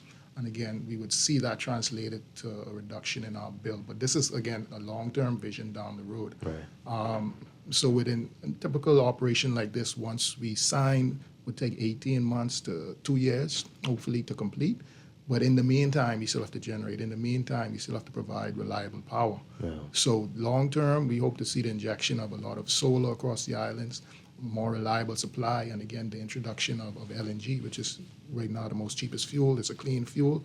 We'll be protecting the environment and again, cleaning up all of our operations everywhere. Yeah. Caller, we'll get you in a second. Want to know, hydro, is that a part of this as well? With the glass window bridge, all that energy there? Hydro needs flow. We don't have any rivers flowing of that magnitude to support generation of power. All right. Wow. So hydro, no. There was a study they were talking about at some point, though. I don't know if they all You were may be part thinking of that. ocean thermal is another technology that may be applicable to the Bahamas on some scale. I've seen proposals, but again, we want to look at what's viable, what's real, what's achievable. And a lot of those are still experimental stages and not utility scale or sized or ready to go for the Bahamas. Yeah. Wow. Okay. All right, caller, you're on the air. Great, Dwight, your guest. How you doing? Doing well. Okay, yeah, I have a very important question, right? Because of the power outages that you guys are going to have, right? What do you plan on doing when you run power back to people's houses, right? And it damages their TVs, refrigerators, because these refrigerators now ranging from $3,000 to $4,000. How are you plan on reimbursing the individuals for these items? Because BPL, BEC, no matter what you name yourself, have a very bad habit on giving people a run around for over a year on claims. How are you planning on dealing with this situation? Because I know it's going to happen. Okay, thank you very much. Well, I think All that's right. what this whole process is meant to address. We admit we've had voltage issues, in particular on the island of Eleuthera and other places as well. So a part of this project is meant to address some of the voltage irregularities that we've had in Eleuthera. So from that angle, we hope that the persons won't see those level of damages to their equipment that they have in their homes anymore. At the same time, I think our team is also looking at some grounding issues and that kind of thing on the island to make sure that we address those. Proper grounding in your home is critical to making sure that even if there is a surge or problem on the grid, that doesn't get back to your home. In regards to damage claims, which he's speaking to in particular, BPL does have a damage claim process. It's a bit extensive, we would admit, but we just want to make sure that people cross their T's and dot their I's in regards to a damage claim. So customers can go on BPL's website, or if you're in the Family Islands, you can visit any of our BPL offices and you can get a damage claim form and fill that out. It asks you a number of different questions. When did this occur? What equipment was damaged? And what thing people do is they get rid of the appliance or they get rid of the electronic. We need to make sure that that stays on site so that when our people come to inspect it, or when we have a licensed electrician inspect it, they can say that that damage is attributable to something that BPL did. Now, there are Stay on times site. when, Where are you going to put that extra fridge? well, you can hold it there, but getting rid of it means that we can't say definitively that it was caused by BPL's a problem with that is BPL's. A lot of things, some things are not under our control. So there's lightning strikes and those type of things that are not attributable to BPL. We don't cover those things. But if there's something that we have done and that is attributable to us, we do pay damage claims to our customers. And of course, there's depreciation and all of that involved. If you had that fridge for the last 20 years, of course, it's not valued the same as it was when you purchased it from whichever appliance store you got it from. Might not help you much in getting a new fridge, eh? All right, so what about people who, we heard this from business owners who are saying they lost a lot of business because of what was happening over the summer and the fall. Has BPL addressed that? Are you able to do anything? Where do things stand with that? So I think Mr. Christie alluded to this as well. We've had conversations with the business community in Eleuthera, and particularly in Harbour Island, because they were seriously impacted when we were having generation problems in particular. So we've had conversations with them. When we know that there is going to be a problem, if we see that in advance, what we've done is we've had pre-conversations with them, asking them to please go on generator, that kind of thing. And similarly, as we have done these planned outages, we've tried to coordinate those efforts with them to make sure it doesn't have the same level of impact to their business without knowing. Now, sporadic outages will take place unplanned outages for whatever reason will take place. Our job is to communicate with them as much as possible so that we can alleviate the inconvenience to their customers. Right. Well, we know how electricity works. You pay for what you use. So when the power's off, you're not supposed to be paying for that. But are there expected to be any impact to bills going forward with the planned outages or anything that people need to keep in mind? No, the billing will be the same, just as you said it. So whatever we generate new use, you should pay for. But again, we want to give you more reliable power. So power stays on longer, so you use more power. And then hopefully we get paid timely and able to see that at the end. All right, let's take a few more calls. We're running out of time. But good morning, caller. You're on the air. Good morning to you, Dwight, and to your guests in studio, C. Allen Johnson. Hi. I have a question. Just first, is BPS still a public corporation? Yes, it is. Okay.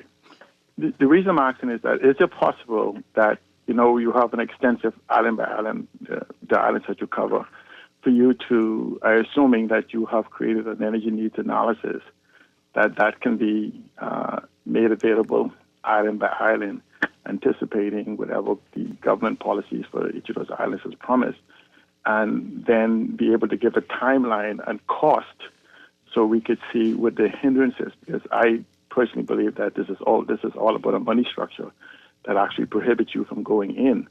But there has to be at least a plan for short, medium, and long term, as you said. But where could that individually by each island or key, can those plans be made available to the public? Okay. And the needs, like what the current needs are, what you anticipate the medium and long term needs will be? Oh, thanks a lot. Mm-hmm.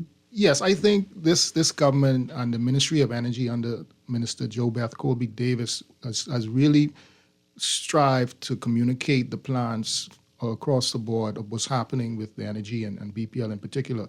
We had an energy summit last year that invited all stakeholders who are partnering with us, the public, in order to come and listen and see what the plan is. The plan is public. There is a storyboard that's out there that shows the plan for every single island, what we anticipate the injection of generation is going to be, and a lot of detail on costing or anticipated costs and what we may see with our rates or billing, in a sense, in terms of the savings we're going to see. And again, the goal is a lot of renewable energy is going to be injected, but this is all public. The details may not be as such, but the goal is to make sure the public is a part of the discussion, the conversations. We have many business outlooks that occur throughout the year. I've been to one in Cat Island. The CEO has been to a few already last year, and it'll continue. And in each one of those, we explain what the plan is for that island. We say how we're partnering with the local community, how we're going to communicate with them, and who is coming in to do what precisely on these islands. And that's well known. And that'll continue as we get the completion of these projects. All right. Well, I would love to have you and the minister come back to talk to us about that. We'd love to do that on the show as well at some point soon. Let's take one final call. Good morning, caller. You're on the air. Yes, good morning to both of you and the four of you, actually, I'm saying. I want to commend you, Dwight, for allowing this to happen, because the public really should benefit from having these regular updates. And I think the other we'll commend BPL for doing it as well. Definitely. Yeah. Saying that the poll seemed to be shared with BPL and all of the cable and everybody else. There seemed to be something that maybe the cable companies could learn from you, because I've been noticing going around the cable companies are allowing a lot of their lines to just fall to the ground and stay on the ground. They are sagging very low, yes. Fortunately, that doesn't happen with BPL because, 35,000 volts would really not be a friendly thing to have on the ground. So is there anything that maybe you can teach the cable companies as to how to properly secure their cabling, even though it's low, and it has to be lower than BPL? And finally, I am noticing that the electricity has improved and it's more regulated. Sometimes I would see 110, 120. One time I saw 45 volts. When I saw 45 volts, shortly after that, the current went off. But I'm wondering, is there any danger when the current comes back on, if it comes on very low at 45 volts and then gradually builds up or comes on too high. Could you address the danger to my equipment when that happens? Yeah, so as my manager communications, Ms. Arnett Ingram, mentioned, we have instances where Thanks a lot, Colin. we may have a surge on the system or low voltage situations. And in that instance, once it's reported and we recognize it, we try to address it. But we want the customers to make sure that they protect their household equipment by either opening a breaker in order or disconnect your equipment, especially your fridge or television. Make sure you have surge protectors on your equipment in the home. Everyone should have that. And again, when we do our investigation, if there is a damage and a claim submitted, we'll try to address that and determine what the root cause is. A lot of times it's grounding on the homes that speaks to the home's construction, the electrical installation, and your electrician, how they grounded your home. But we try to address it. But again, it doesn't happen often, but it happens. And so we want to make sure you're protected, and we also address the situation in order to ensure we get, as they say, clean power to your homes and or businesses. Mm-hmm. And about the sagging cable So lines? I call the cable company called BTC. I mean, people call us sometimes to say, hey, the line is low, especially at gates or entryways where trucks or heavy equipment pass. But we say, oh, well, we say that's not our line, but we try to also communicate that to the company to say, hey, during this area or this spans, guys need to tighten your line. In Eleuthera, as an example, as we were talking about, one of the business owners said when the trucks come off of the dock, they tend to pull down or pull the lines, which end up in the pole, etc. And the reason for that is, again, the low BTC or cable line that crosses a particular spans of the road, which the heavy equipment pass. So again, they have to look at it themselves. And I think we did have some meetings with other utilities on the ground in Eleuthera. There was cable, water, and sewage, as well as BTC, because we have some road works going on that are going to be heavy across the island. So we were trying to coordinate efforts, but that is something you always can address with them, and I would say speak to them directly. And again, we're trying to coordinate efforts. And a lot of them share our poles, but some poles are just individual to their companies. Right. Wow. And also remember, every power strip ain't a surge protector. If you're correct. wondering, educate. Maybe there's a tip on that. Educate and read and make sure you get the right rated device for your equipment, and make sure, because we have larger TVs now and they're expensive, right? Yes. So we need to protect the equipment for sure. All right, so I know you all have to go. Really quickly remind folks how they can find out, especially in Eleuthera, find out more information about the outages and when they're going to be taking place. So you can go on BPL's Facebook page. We also have our BPL Eleuthera community group, which is a WhatsApp group. We also have the community announcements, and it's posted on BPL's website as well. There is a dedicated BPL Eleuthera Revitalization page that specifically has all of the outages posted there. Importantly, we also have an option for customer feedback. So we rely on our customers to provide us with information. So if they see a pole that is down, or they see that there is a tree interfering with the line, they can send us that information, and our crews can get that work done. So we see this as a partnership with our customers in Eleuthera to make sure that grid revitalization does happen in the timeline that we anticipate. And is there any other island that is on the verge of becoming what Eleuthera was last year, or are we seeing issues that need to be addressing? Any other island that is causing concern right now? A number of issues on each island. Eleuthera stood out, but again, we're addressing every island in particular to get ready for summer.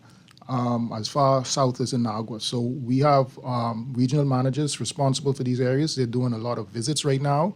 We're ensuring the generation is taken care of, as well as have all the heavy equipment. You'd have heard in the news last year, a lot of new equipment would have been purchased by BPL and sent and distributed to all of these islands so that they have everything they need to address any issue and harden and improve our grid before the summer. So a lot of work is going on presently now. The Providence inclusive, that we're trying to make sure we're ready for summer and stop all of these outages from occurring as frequent as they do. Yeah. All right. Anthony Christie, Arnett Ingram, thank you so much for being here this morning. Keep us updated. Let us know how things are going during the life of this project. And we hope to have you back soon to talk about the plans for the whole country. And we cannot wait to have you all back to talk about Thank you. Pike. Appreciate it. And but soon, I hope. Yeah. Thank you again. All right, thank you. All right. Thank you. We're going to take a break and be back with more Morning Blend business here on Guardian Radio in just a bit. Call the minister to talk.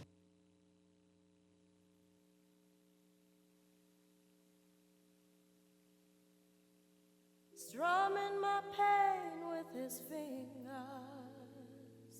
singing my pain with his fingers, singing my life with his words, killing me softly with his song, killing me softly with his song, telling my whole life with his words, killing me softly with his song.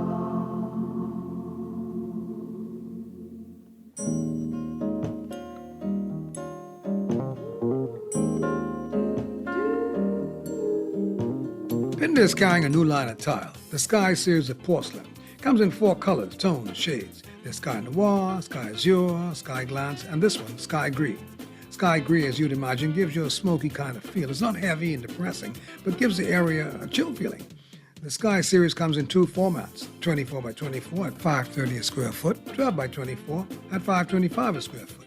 I really like this series for big spaces, and being porcelain, they can take a lot of traffic. The Sky series at Pender Tile. Spain sounds like this.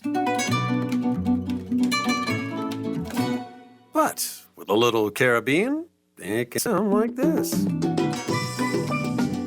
The world needs more Caribbean. And with FedEx, you can ship your products to every corner with increased cargo capabilities, 24/7 shipment tracking, and shipping tools. Take your business worldwide and enjoy life a bit more like us.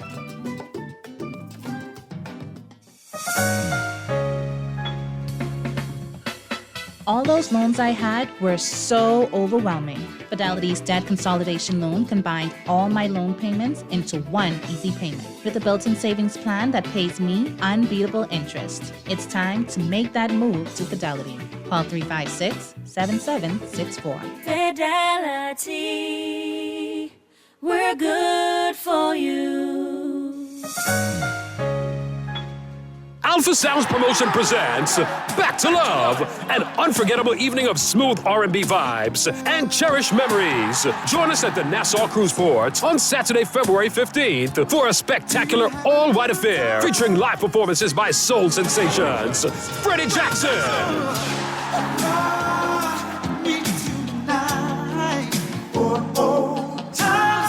Hey everybody, it's Freddie Jackson. I'm coming to Nassau, Bahamas, and we are looking forward to the night of love. also performing Regina Bell. Also featuring Bahamas' very own Essence Band. Back to Love, Saturday, February 15th. It's a spectacular all-white affair at the Nassau Cruise Port. Get tickets online. BahamasEtickets.com. Plantation Bar and Grill, Big Boys Cafe, and Tropics Bar and Grill. For more info, contact 822-6863. And I hope to see you there. You work hard for your money, so let your money work hard for you. With as little as $1,000 to start, you can watch your money grow by investing in CFAL's Bahamian dollar and US dollar mutual funds, each tailored to match your unique investment profile. Our expert advisors are dedicated to crafting personalized investment strategies to help you achieve your financial goals. Don't miss out on the chance to earn higher returns on your hard-earned money. Join the thousands of investors who trust CFAL and start your journey toward financial freedom today. Visit us at cfal.com to learn more about our saving and investment options. And let us help you build wealth so you can live well. CFAL, growing wealth for future generations. Who's there? It's me! Your future is knocking. Open the door to home ownership with the CIBC Caribbean Realtors Hub. Get pre-qualified for a mortgage, discover everything you need to know about buying a home, and connect with trusted realtors. Enjoy up to 95% financing, up to 35 years to repay, plus a pre-approved Visa Gold or Platinum credit card with 5,000 bonus points. Visit CIBCFCIB.com/Realtors Hub to get started today.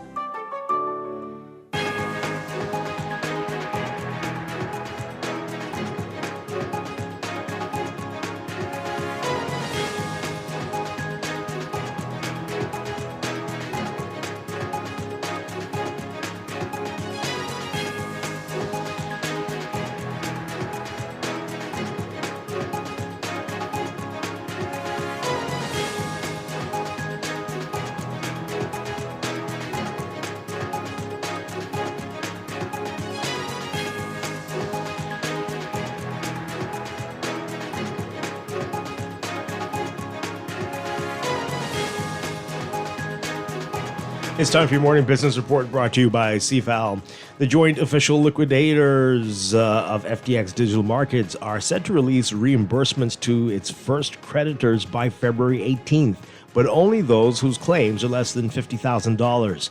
That's according to numerous sources who say emails were sent to creditors announcing the start of the reimbursements.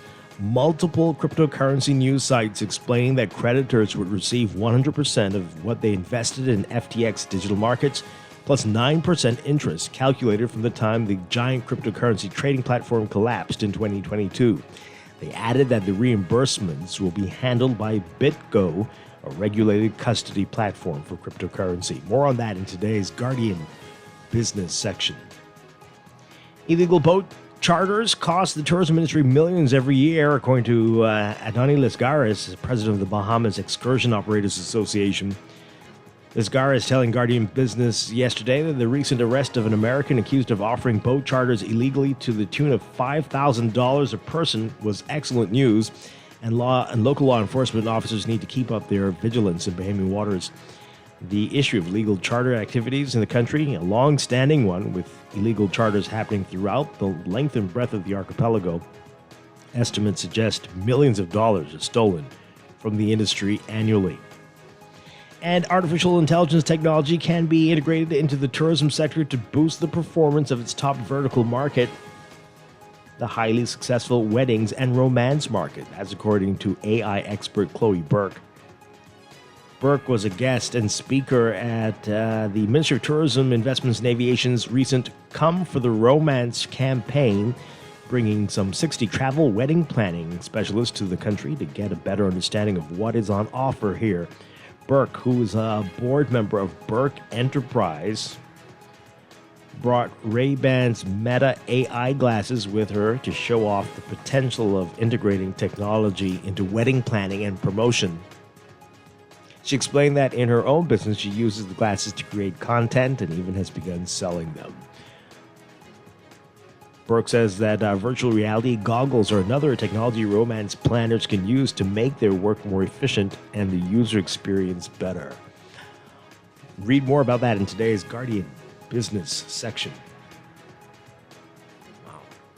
Overseas, Postal Service is reversing course a day after placing a ban on all inbound mail and packages from China and Hong Kong. The post office announcing Tuesday, that it would no longer accept parcels from the China and Hong Kong market after the U.S. imposed an additional 10% tariff on Chinese goods and ended a customs exemption that allowed small value parcels to enter the U.S. without paying tax. The Postal Service gave no reason for the reversal, but said it would work with Customs and Border Protection to implement a collection process for the new China tariffs to avoid delivery disruptions. The Postal Service did not immediately return a request for comment by the Associated Press. The ban had the potential to create massive disruptions for online shopping platforms like Shein and Temu, popular with young shoppers in the U.S. for cheap clothing and other products, usually shipped directly from China. Cheap direct postal service helps companies keep costs low, as did the exemption that previously allowed shipments to go tax-free if their value was under $800.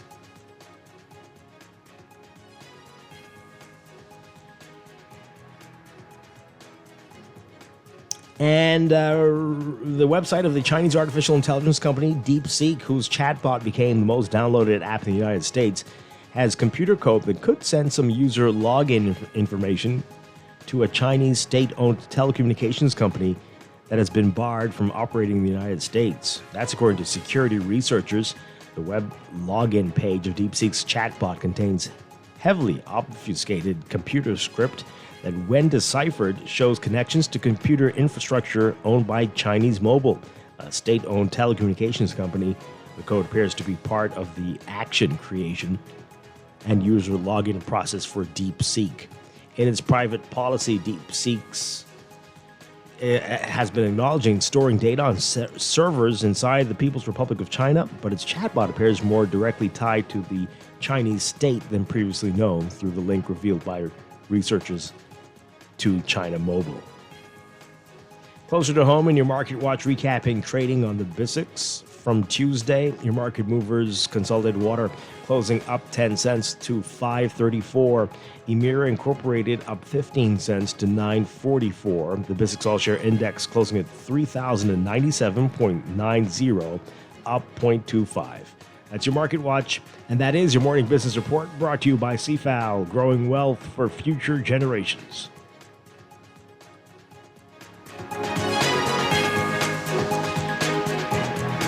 Strumming my pain with his fingers, singing my life with his words, killing me softly with his song, killing me softly with his song, telling my whole life with his words, killing me softly with his song.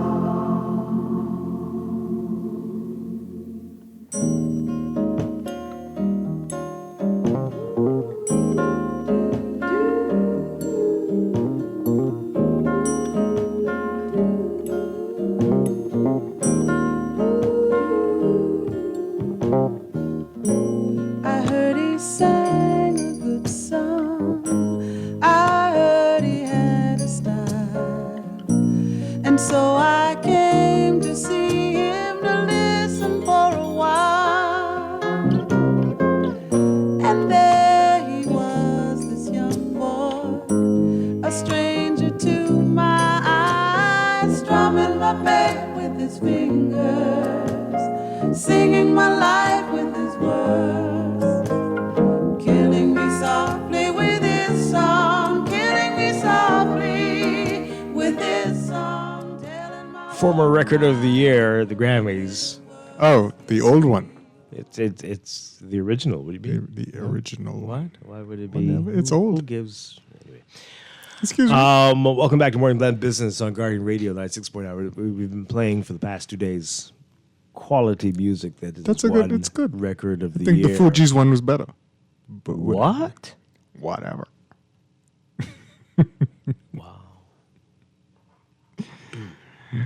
But you do like Sonny Came Home, so no surprises. Wow. There. All right, so we were expecting some other guests, but it doesn't look like they'll be here with us today, but they might be back with us next week. And we continue to talk about what's in the news.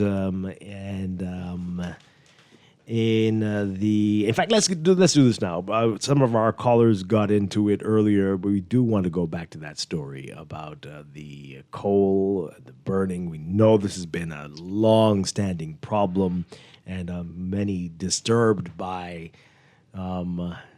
that action is just now taking when many have been calling for this for so long. And we have to say, I mean, Lincoln Bain's been talking about this for forever, but many others as well. We've seen the destroyed landscape. We've known that this is the deforestation's been going on forever. And this, why now, after all this time, are we seeing this type of what looked like aggressive action, although it might just be for the cameras? I don't know. And I'm glad Hanek brought it up, the health issues, because you don't know what trees they're burning to sell to you. You're buying coal from people on the side of the street? Yes. Yeah, okay. Well, what do you think they sell in this coal? I could. Certain people might be, but I mean, anyway, let's go to the report. Oh, these restaurants that you go to, buying from people on the street? People cooking with coal from the bush. Oh. From trees that you shouldn't be eating smoke from. I guess the people, the street side vendors especially. Them too? Probably, I mean, it's probably more affordable. I'm sure other vendors, other places buying the same stuff too. That's disturbing. Okay, so take a listen to this report from our Vonique Toot.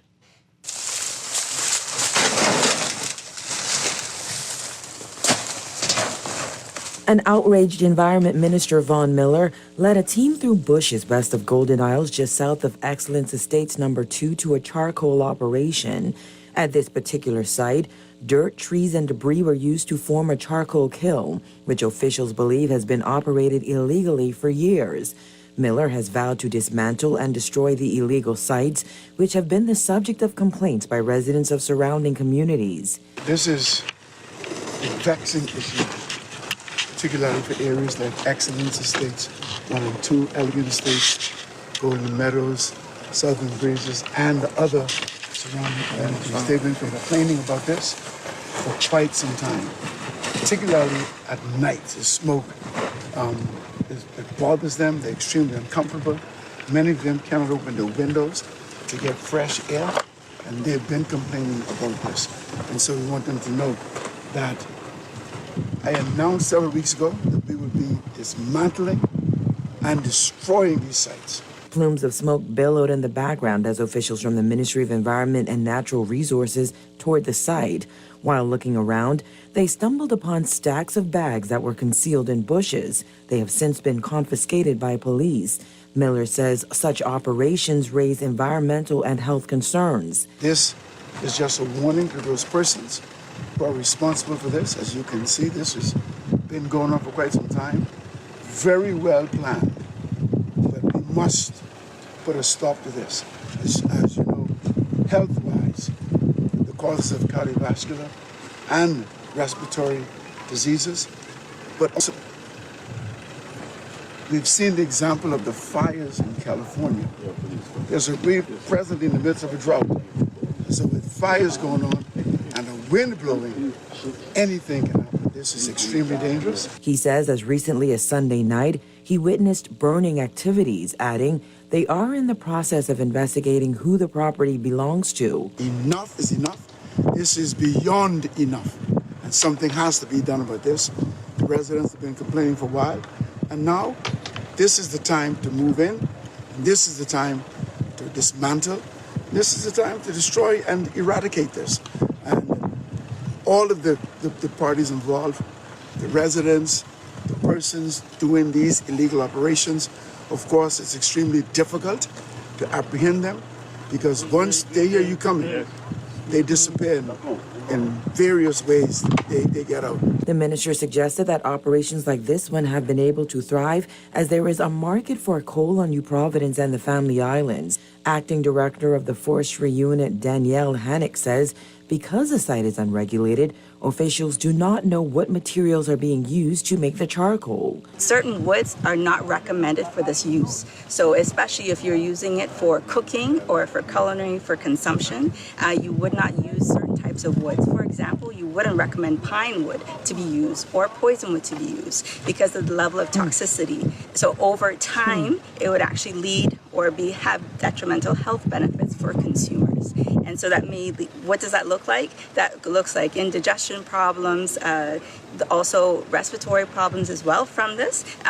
Those are possible complications that could arise. She urged the public not to purchase the charcoal which is not being sustainably made. Hannick says they have encountered legal challenges in their quest to rid communities of these operations. The challenges that we face are logistics and also but legal wise in terms of laws and rights and access to lands, etc. And so we do have the legislation that speaks to this. It is just now following due process, and so that we could then, once we do act, that we act in accordance with the law ourselves. Reporting for the Guardian News Network, I'm Vonik Toot.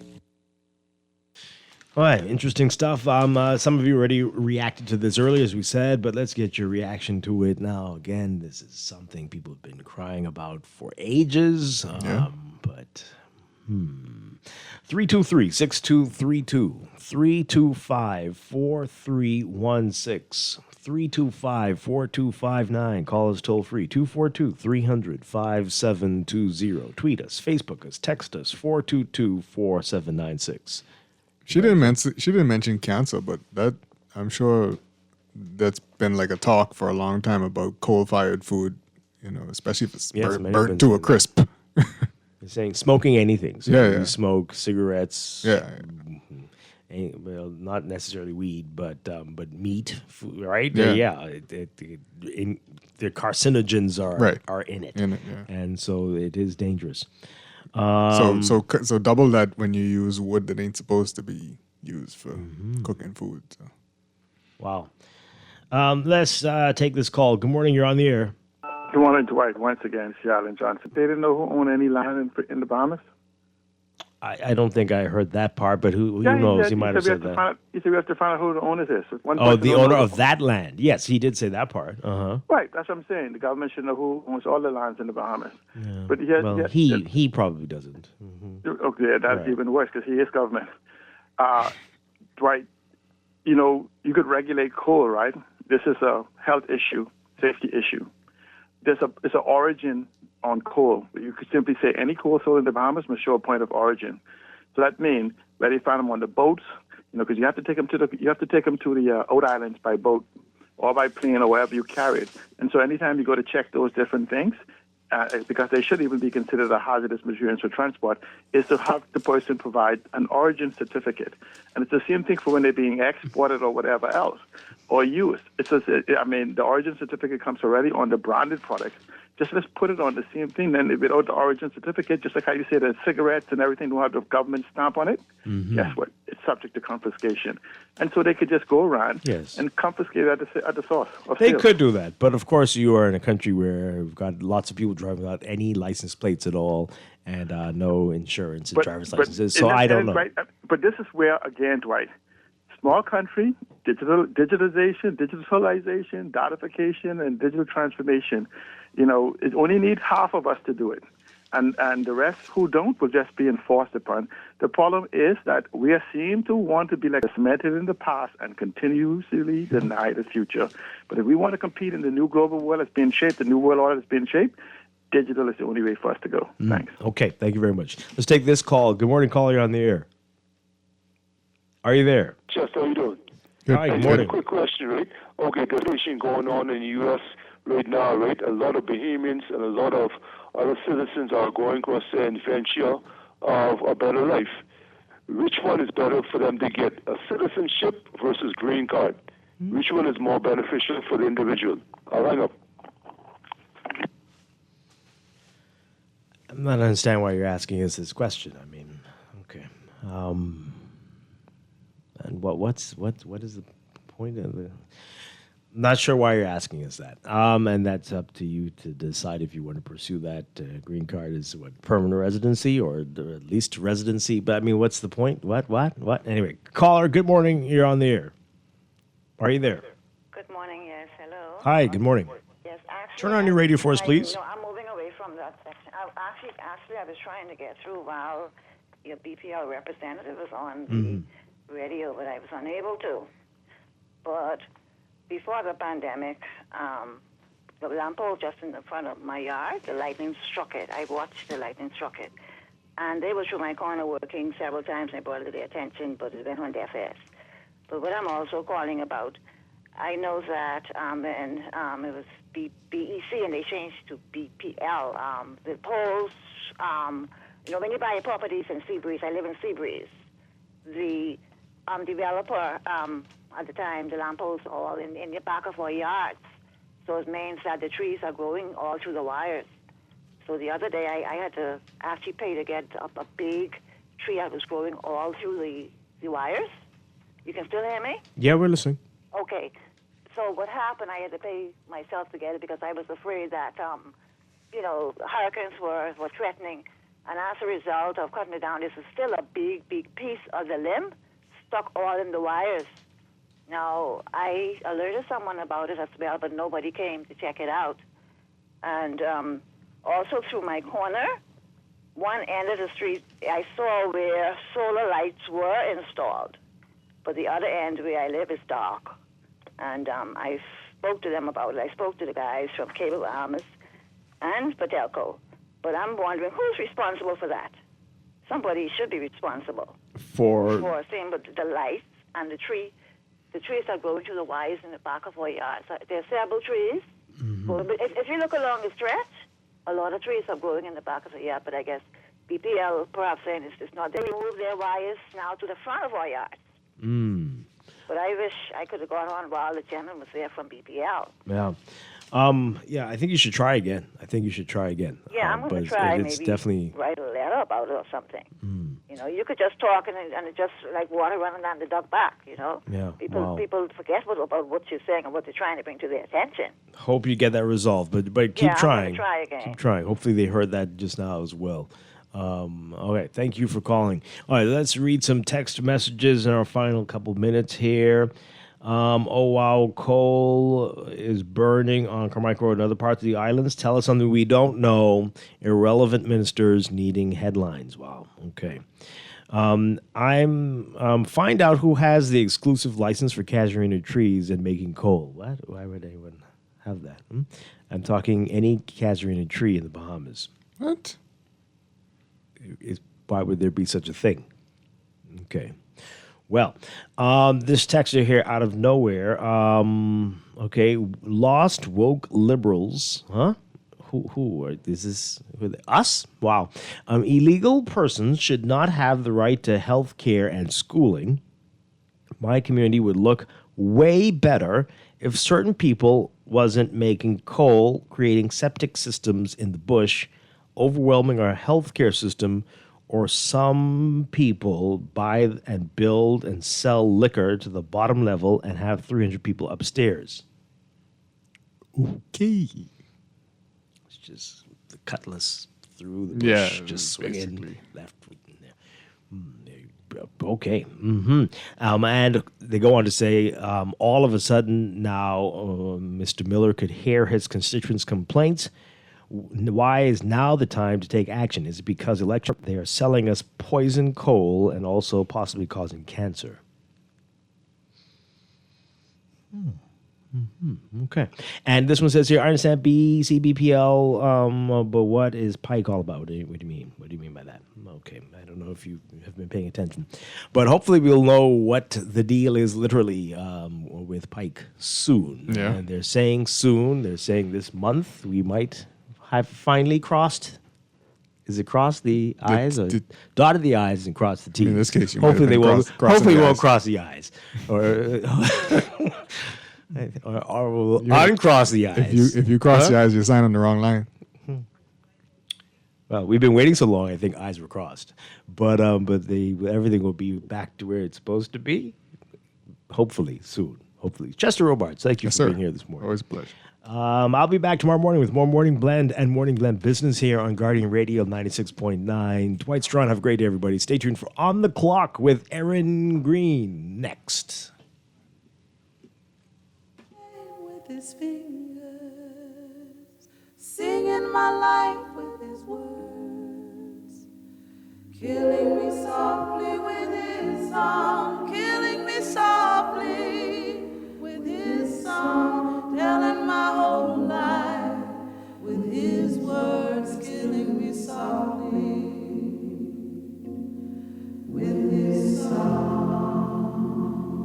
This is Guardian Radio 96.9 FM, streaming on GuardianTalkRadio.com and the Guardian Radio app, Nassau, Bahamas.